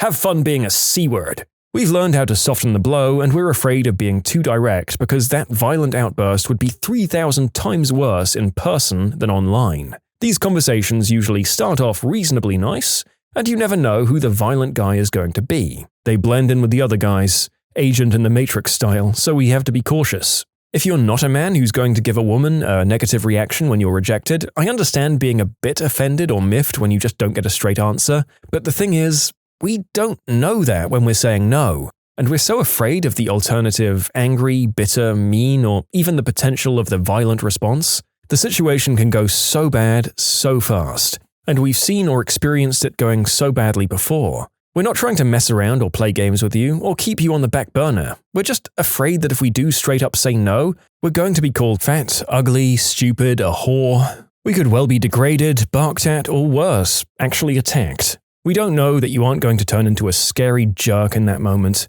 It can be very weird, scary moments for us. We aren't trying to be cruel or dismissive, but we don't know how else we're supposed to respond without risking our mental or physical health. Guys, please understand that we do in fact like nice people. The fact that you're a nice guy, or so you think, is not the reason someone isn't attracted to you. This is important to note. You get to see if a guy is really nice with how they deal with rejection of any sort. People aren't turning you away because you're nice, it's because you can't necessarily trust that superficial niceness. The 27 back-to-back messages at midnight are why they're turning you away. Desperation is the opposite of sexy, and it very often smells like excessive solicitousness. Reasonably attractive girls are as turned off by a stage 4 clinger as reasonably attractive guys are. You see generosity when you send her a gift that you can't really afford, and she sees pressure play and starts worrying about the strings attached. You see friendly interest when you ask her all about her life and take notes. She sees prying and starts worrying that she can't leave her phone unlocked around you. You see TLC when you want to spend lots of time with her doing all the things she likes. She sees a social vampire of a guy who doesn't have anything worthwhile of his own going on and starts worrying that you expect her to be Rich and Amy. You see old-fashioned chivalry when you freak out about her opening her own door or offering to split the check or dealing with a creep without male support. She sees a guy who's so insecure he can't stand the thought of a woman autonomously dealing with a real adult life, and starts worrying about the embarrassing scene you're going to cause when an ex-boyfriend drunk dials her. If I'm not attracted to you, you will only ever be a friend. I should note that this applies to nice girls too. 1. If you're interested, tell her how you feel. No, giving hints doesn't frickin' count as not everyone picks up on those. And it doesn't matter how obvious you think it is, it's all up to her. 2. If you don't tell her how you feel, then she doesn't know how you feel. If there's a friend zone, it's your own damn fault. It's like refusing to go set up a set of stairs and being upset that you're not on the next floor. 3. Not every guy she's dating is a jerk. You only think that because you're jealous. 4. Or maybe he is a jerk to you because you've had a crap attitude toward him and acted all possessive of her. 5. And the reason she's always dating other guys is that at least they asked her out. 6. You just might not be her type. 7. Or she's just not attracted to you. There are people you don't find attractive in life. 8. Don't say you know you're her type. You know nothing. It's up to her. 9. Movies and books lied to you. Pining isn't romantic. 10. If you hold it against her that she's not that into you, you're not a good friend. 11. In fact, unless you want to be her friend for the sake of having her as a friend, you're not her friend. 12. If you offer to do things, you don't expect any repayment unless previously agreed on. 13. If you think she owes you bedroom favors, you are wrong. 14. Leonard Lake thought like this. 15. If you want the deed for your money or services, find a working girl or be a sugar daddy. And 16. As someone else pointed out, too many nice guys go into a scary fit when rejected. We all hear stories about this. See Leonard Lake. Don't do this. And finally, if you expect something in return for being nice, you're not a nice person. You can submit your own stories to be featured here on the channel. The story submission link is in the description below. And if you want to listen to some vibey music in the background, check out easymode, also linked below, and subscribe. The friend zone is made up. Girls lean on it a lot when they don't want to tell a guy that they're unattractive. If a girl says that she doesn't see you in that way, what she means is that she values your friendship, but that she doesn't want to do the deed with you. End of story. It's not like you got yourself into the situation by being nice or trying to be her friend. If you hadn't been nice, she still wouldn't want to do it. To reiterate, she's not attracted to you. If you want to be friends, be friends. If you're here to do the deed, don't pretend otherwise. Moping and crying about the friend zone isn't winning you any extra points either. Unreciprocated love sucks. We get it. Move on. Yeah, it also kills me when nice guys act like women should just date them anyway because women could never understand how much it hurts to be into someone who isn't into you. Like, the frick? Have a crush love that doesn't get returned is a pretty basic human experience. Men don't own that. Stop protecting us from doing the deed with other people. We're human too, and independent agents quite capable of deciding when we'd like to do the deed and get the deed done to us. If you see us slipping off with a bad boy, it's because we're down to do it, not because our pretty little heads have been manipulated or misled. And if you frame us as children in need of your white knighting, you've no business pursuing a romantic relationship with us anyway, you pervs. Newsflash, doing the deed is awesome. Get on board or get the frick out. Oh my god, yes. I hate it when they say crap like, most guys look at your body, but I'll only love your mind. Or, most guys just want to do the deed, but I'd give you a candlelight dinner and foot massage. Or, girls, stop showing your body. You have to be a lady to marry a gentleman. Most girls take pride in how their body looks and enjoy doing the deed. Even if you're looking for a serious relationship and not a casual hookup, you're still looking for someone who's compatible both emotionally and in the bedroom. Saying stuff like that just sends the message that you subscribe to outdated gender expectations and that a relationship with you would be unexciting and no fun in the bedroom. Women are not vending machines that you can drop kindness coins into until bedroom favors fall out. Womanity is not withholding getting laid from you and waiting for you to say and do the exact right combination of things to unlock the bedroom. Your desperation is repulsive. Women want to do the deed too, but they don't want to risk pregnancy, herpes, or your clingy drama for a crappy bedroom time. She has interests to protect too, and you're mostly antithetical to them. Stop being that. All these are good points, and the narrator wishes he could pass them back to his much younger self when he was just a D-bag nice guy freshman. Thank you for submitting. But what I'm really here to admire is the use of the term womanity. Surprised I haven't seen it before. Being nice is usually the minimum requirement for a partner. For anyone, man or woman, straight or not, who wants a good, fulfilling relationship. Don't think you're clearing a high bar just by not being a total butthole. What else have you got to bring to the table? Work on that. Don't delude yourself into thinking that women don't like to go out with nice guys. Almost every woman who's in a good, loving relationship would describe her partner as someone who is good, kind, and a decent person. So get that out of your head. Only messed up people you wouldn't want to be with anyway are going out with jerks or alphas, or whatever else you want to call them.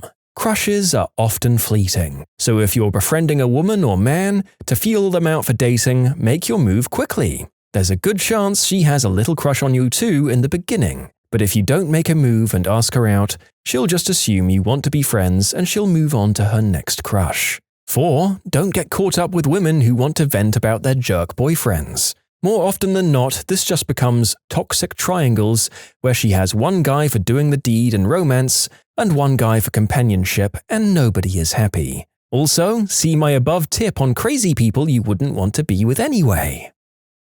Doing the deed is not a right, it's a privilege, and most of all, it's a choice. You don't get to decide for me. You don't have a right to me. I don't owe you a chance any more than you owe some annoying girl you aren't attracted to a chance. You aren't nice, you're making me uncomfortable when you don't back off, and me calling you on your crappy behavior doesn't make me the one at fault. If you were really my friend, you wouldn't make our relationship about your own desire for bedroom favors and intimacy from me. I didn't friend zone you, you crush zoned me, and you're a really crappy friend if you never even want to be friends in the first place. If you pretend to be my friend, then turn on me when I don't want to F you, you're the one who was manipulating me, not the other way round. Not a female, quoting from an unknown source. Okay, you're nice. That's what everyone else should be. The bare minimum of being a decent person. What else? Are you interesting, funny, clever, charming, talented? Because the guy over there is also nice. He also goes to the gym, volunteers, has a band with his buddies, and is applying to law school. He also doesn't put me on a pedestal for having a hoo-ha. He challenges me to improve and be a better person. He doesn't give me everything I want, he supports me as I work towards my goals on my own. So what the hell else are you offering? Being nice doesn't get you any points. Your score is 0. Loser. If you're a nice guy and she doesn't want to go out with you, it doesn't mean she wants an awful jerk for a boyfriend, she just doesn't want you for a boyfriend. I can't count how many times nice guys have lamented they can't get a date because they're too nice, and girls only want guys that are jerks. They usually follow this up with comments about how they should start being jerks so they'd have better luck. I wish guys would just understand that I'm legitimately just being a kind person, and that I'm actually a lesbian who's not interested in men. That if you're not attracting the kind of people you're attracted to, then maybe you are the one who has to change.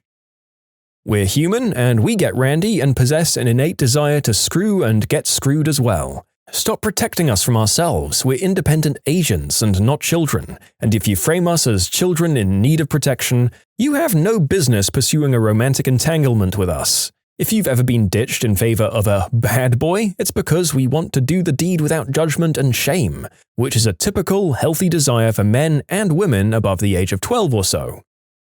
Nice is the absolute bare minimum you have to be. Self-depreciation isn't cute. If you say things like, "Oh, I'm such a loser," or "No girl is ever going to date me," even in a jokey way, it will not elicit any positive feelings from the person you said it to. It's like a woman saying, "Oh, I'm so fat." Similarly, if you view yourself as a lonely, forever virgin, or the guy who girls just love to friend zone, then it's going to come across pretty obviously to women, and that isn't attractive. Literally nowhere is it written in the stars that anyone has to like you, let alone want to date you. Nobody is contractually obligated to think positive things about you. You have to be a likable person to get people to like you. Sometimes it takes more work for certain people, but if you don't do the work, people don't like you. I don't not like you because you're nice. I love nice guys. But nice guys are usually the ones who don't have to constantly proclaim how nice they are. Wait a minute. You mean I can't fake every aspect of my personality and then be upset when she won't sleep with me? Shocking. Nice guys tend to put women up on a pedestal. Don't do that. I don't want to be worshipped and have my butt kissed, and I don't want to have to try and live up to the idealized version you have of me in your mind. I just want to be treated like a regular human being. If you have to say that you meet the bare minimum, you probably don't, and even meeting the bare minimum doesn't entitle you to doing the deed. It reminds me a little bit of an ad I saw for a house when I was looking to rent. The features it listed included windows and a full kitchen, which are indeed things I expect a house to have. Went to look at the house and indeed meets some of the basic requirements for human habitation, was the absolute best you could say for it. You're not nice and nobody owes you bedroom favors. Women don't like jerks, they like non-socially inept, non-self-congratulating, self-assured, attractive guys. That's it. If you don't fall into at least one of those categories, that has everything to do with your personal shortcomings and nothing to do with the woman you fancy being a B-word. In short, get over yourselves. No one owes you anything, especially in a world where you can get all the bedroom stuff you want for a fee. If you need to do the deed, either get a working girl or get a better personality. If I'm talking to you and seem interested in what you have to say, I probably am. But that in no way means that I'm necessarily interested in dating you or doing the deed with you, because those aren't mutually exclusive items. Talking to you like a person in no way means I'm leading you on, because talking does not equal flirting. Along similar lines, if you act like you want to be a friend, then that's what I'm going to take you as. Don't get angry or cry friend zone when you're treated as my friend and my friend only, because how else was I supposed to interpret your behavior? Expecting anything else is either lying to yourself or to me, neither of which are particularly endearing. Be straightforward with what you want, or don't be surprised when you don't get your secret desired result. Finally, it's a really crappy feeling to find out that someone you thought was a friend was only there to try and get in your pants. You feel devalued and stupid because you've been lied to and betrayed by someone you trust. Don't be that guy, especially if it's to someone you supposedly care about. Housekeepers working for motels, hotels, resorts, or cruise ships. What is the most What the fudge? Weird or awkward situation that you've stumbled into at work. I worked at this one hotel and a guy bought in a mini propane grill and started grilling chicken in his room. We found out when the whole hall started to smell delicious. Unfortunately, we did have to make him stop. I was the night manager and housekeeping told me there was blood on the walls. I went to the room and, oh my god, the girl was shooting something up and obviously the blood had sprayed everywhere. She tried to extend her stay. Turns out she was just a really crafty working girl. She'd have the first John pay her room through Expedia, use it all night, and then use the money to stay again. She was permabanned after the blood though. I worked with a woman who was the head of housekeeping for a large hotel in the area who told me this story. There was this woman and her daughter who were local but checked into the hotel for a few days. One of the housekeepers came in to service the room one morning while the mum was outside by the pool. The housekeeper walked in and found the girl in bed with blood everywhere. Turns out the girl came to town to have an operation to not have the baby, and mum needed to hide it from dad. The girl started hemorrhaging in her sleep while mum was already outside the room, and the housekeeper actually found her in time to save her life. The housekeeper was too distraught after all was said and done to clean the room. I can't remember if she quit or not. Another housekeeper was brought in to finish. My mum was a hotel general manager and I basically grew up in hotels. The worst was a man who strung himself up in his hotel room on Christmas Eve. He had driven through the night to see his kids for Christmas and his ex wouldn't let him see them. So he went back to his hotel room, set up a rope, and decided he didn't want to be alive anymore. My mum is still traumatized over finding that body. After that, she organized a party in the hotel lobby for every Christmas Eve and always invited all of the guests to try and get people out of their rooms and lift their spirits if they were spending Christmas in the hotel. Rough time of year for a lot of people. Your mum sounds like an absolute peach though. Says a lot that instead of just battening down the hatches, she tries to use her experience to bring people out of what can be a very hard holiday for lonely people. I have a few, I guess. My favorite was when I wasn't working. I actually just got off my shift. When a large wedding party came back late at night, absolutely trashed, and eventually they all went into their rooms. A while later, the current desk person got a call to the 4th floor immediately. Turns out one woman's boyfriend locked her drunk butt out of the room, completely undressed. Not one to complain, she decided to sleep it off on the couches we put up in the elevator areas on each floor. Still undressed. My coworker went and put a blanket on her and she woke up and said she was going to sue. She peed on the couch and then threw up on it and eventually we got her back into her room. The next morning she was so embarrassed she ran past the front desk to leave. We had an undressed drunk guy in the hall a couple of months ago. Couldn't find his room, so he was knocking on doors, waking up random guests, thinking their rooms were his. Completely shameless though. Checked out in the morning at the front desk, acting like nothing had happened. He was a business traveler too. The housekeeping staff at the hotel I used to work at would put all the adult toys they found in a box. It was a tradition to wrap the box and give it to our female boss at the Christmas party. People leave behind their bedroom equipment? That stuff's not cheap. Yeah, some people leave behind some very expensive toys, but when it comes to that, they usually come and get them. I once witnessed a woman blaming the reception staff for her husband catching a taxi to the airport without her. I have no idea if they'd been arguing. It's not the place of staff to pry. I used to work in a park with facilities for the campers that had to be cleaned every morning. One morning, the janitor, we'll call him Jose, came into work and started by cleaning the bathrooms. When he came to the men's bathroom, a ranger saw him go in, come back out, put on a hazmat suit and go back in. This actually wasn't as abnormal as you'd think, considering we get a lot of weirdos doing turd art on the walls. Anyway, Jose finishes up, heads over to the next set of campsites. Later that day, some campers find a body in the woods right behind the bathroom. Sure enough, some guy had been unalived in the bathroom. The police were not happy with Jose. Former hotel worker here, please check under your mattress if you stay in a hotel, because the odds are the housekeepers aren't bothering to lift up the mattress like they should.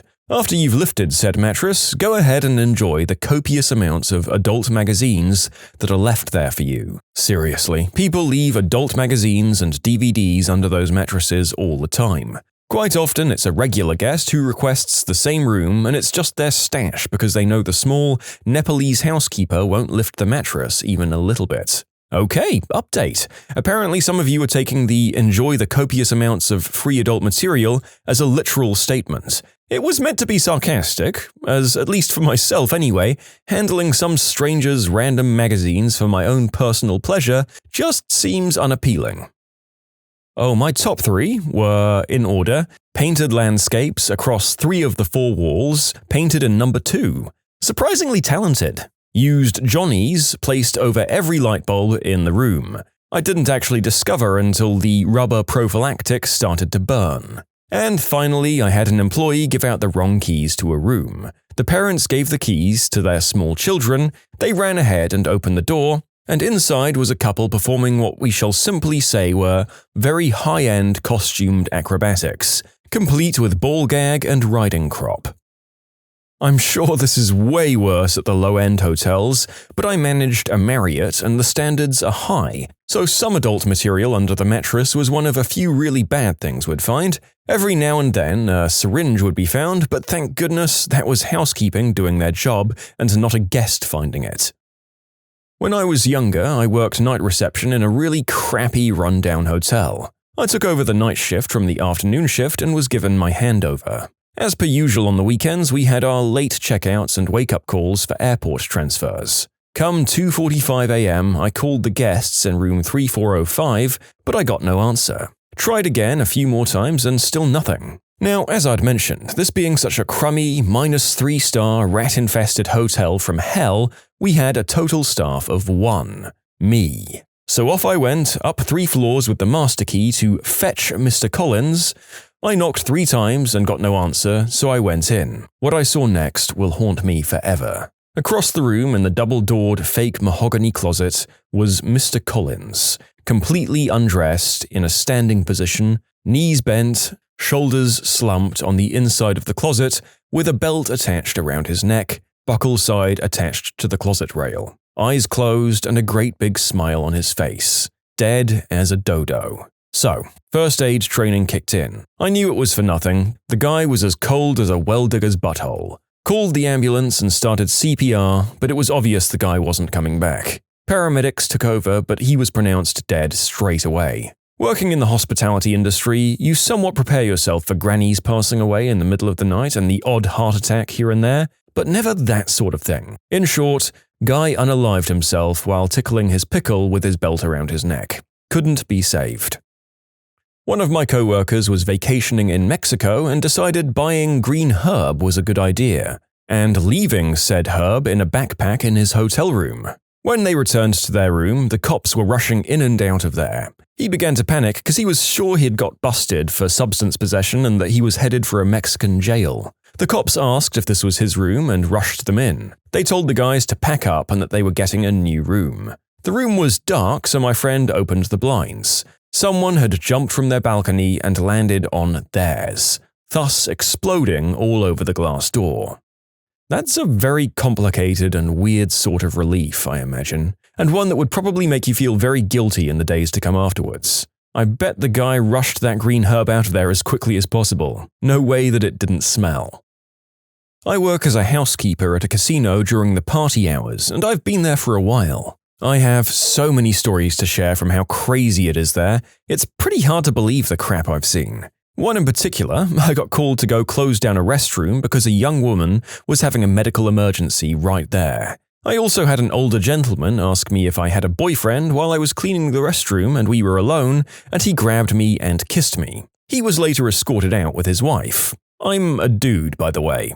I've also been attacked by a pantsless man, seen women go number 2 on the floor in front of me, and a nice intoxicated man deciding it would be funny to pee on people on the balcony below. I've been here for a while and I have so many stories from that crazy place. I don't plan on leaving anytime soon because it's just so interesting. Although as a housekeeping note for any of my customers, please stop standing so far away from the urinal. You will literally leave a puddle of number 1 and then I have 50 people all doing it every minute. You guys are killing me. Also, a good amount of people who crap on the ceiling. It amazes me the projectile range that these people have.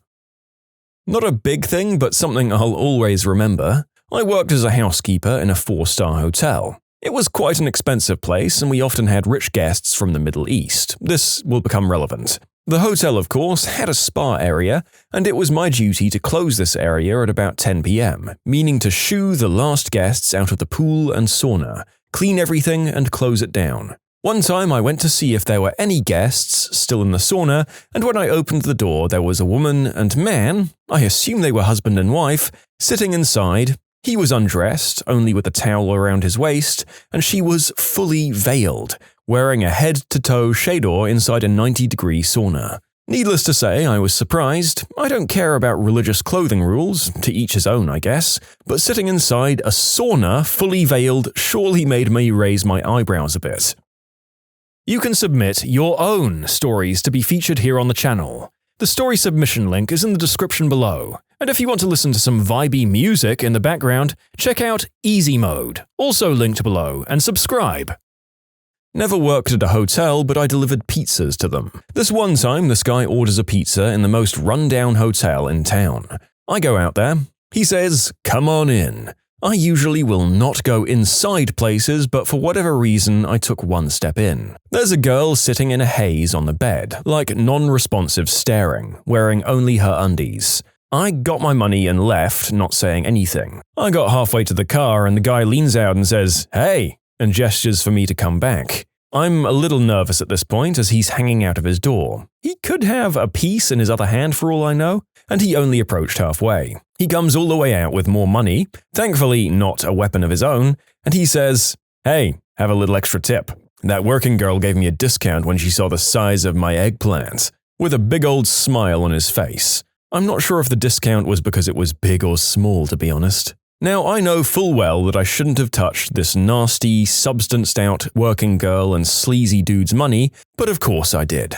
Oh, and another time I delivered to the Holiday Inn Express, the nice hotel in town, and my receipt said room 202. I knocked, they opened the door, paid for the pizza, and all, no problem. Got a decent tip out of it. I got back to the shop and my boss says, "Where the hell have you been? 212 just called and said you didn't deliver." Now, I'm confused because I just delivered to 202 as my receipt says. Turns out my manager wrote the room number down wrong. I took the pizza to the wrong guy and he just paid for it. So I called 212 and apologized and explained the mix-up. I make his pizza and run it out to him. When I get there, he tells me that management has been involved because he called 202 and said, "Hey, I think you got my pizza," and 202 said something to the effect of, "It's my pizza now, and if you want it, you'll have to come and take it from me." Very odd character, that 202. Anyway, I gave him the pizza for free because of the problem. He felt bad for me and gave me a $20 tip. So basically, the screw-up got me a funny story and a great tip.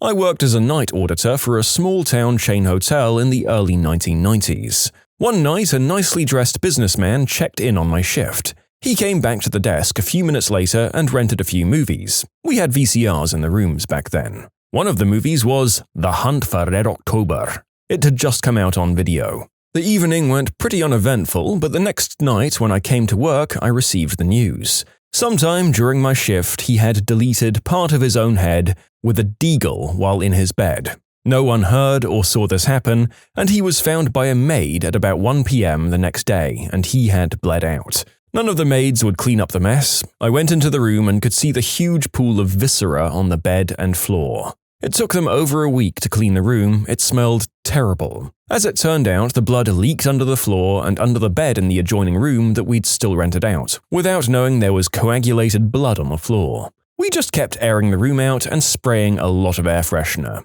To this day, I have never seen The Hunt for Red October.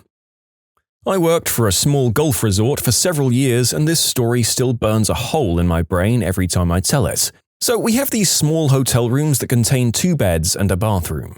I serviced, like fresh towels and stuff, for 3 days and everything was normal. On checkout day, 6 men checked out. I saw them meet up with their wives and girlfriends who weren't staying with them at the front desk as I was clocking in. I walked into the unit after they'd left and there was doo-doo and blood smeared everywhere. The walls, the sheets, the shower, and even the TV. There were about 20 rubbers laying out on the heater attached to the wall. As I was removing the sheets to throw them away, 2 butt toys with rubbers still on them flopped out onto the floor and one started vibrating. It had to be the most disturbing mess I had to clean up. And when I notified the front desk manager, he refused to bill them for leaving such a huge mess to clean up and said, "This is a place where people come to relax. If they want to let loose, then so be it." I was so mad. Which situation should I share? Alright, so a few girls and myself teamed up and cleaned these cottages for a state park. I usually clean bathrooms because the girls don't wanna, and I'd rather do it because screw it, you can just bleach everything and not have to worry about if crap in the kitchen is missing. Anyway, cleaning the bathroom when I heard my coworkers gag and tell me to come to the bedroom. I walk in and instantly smell something more foul than a chicken house. I look at the bed and there is a bloodstain almost 4 feet wide at crotch level, center of the bed. Oh boy, and no body anywhere to be seen. I have a feeling that this may be one of the more extreme examples of one of our patients who tripped and fell from the many medical videos we've done on this channel. I hope that the person was okay and that they actually went to get the medical help they clearly needed.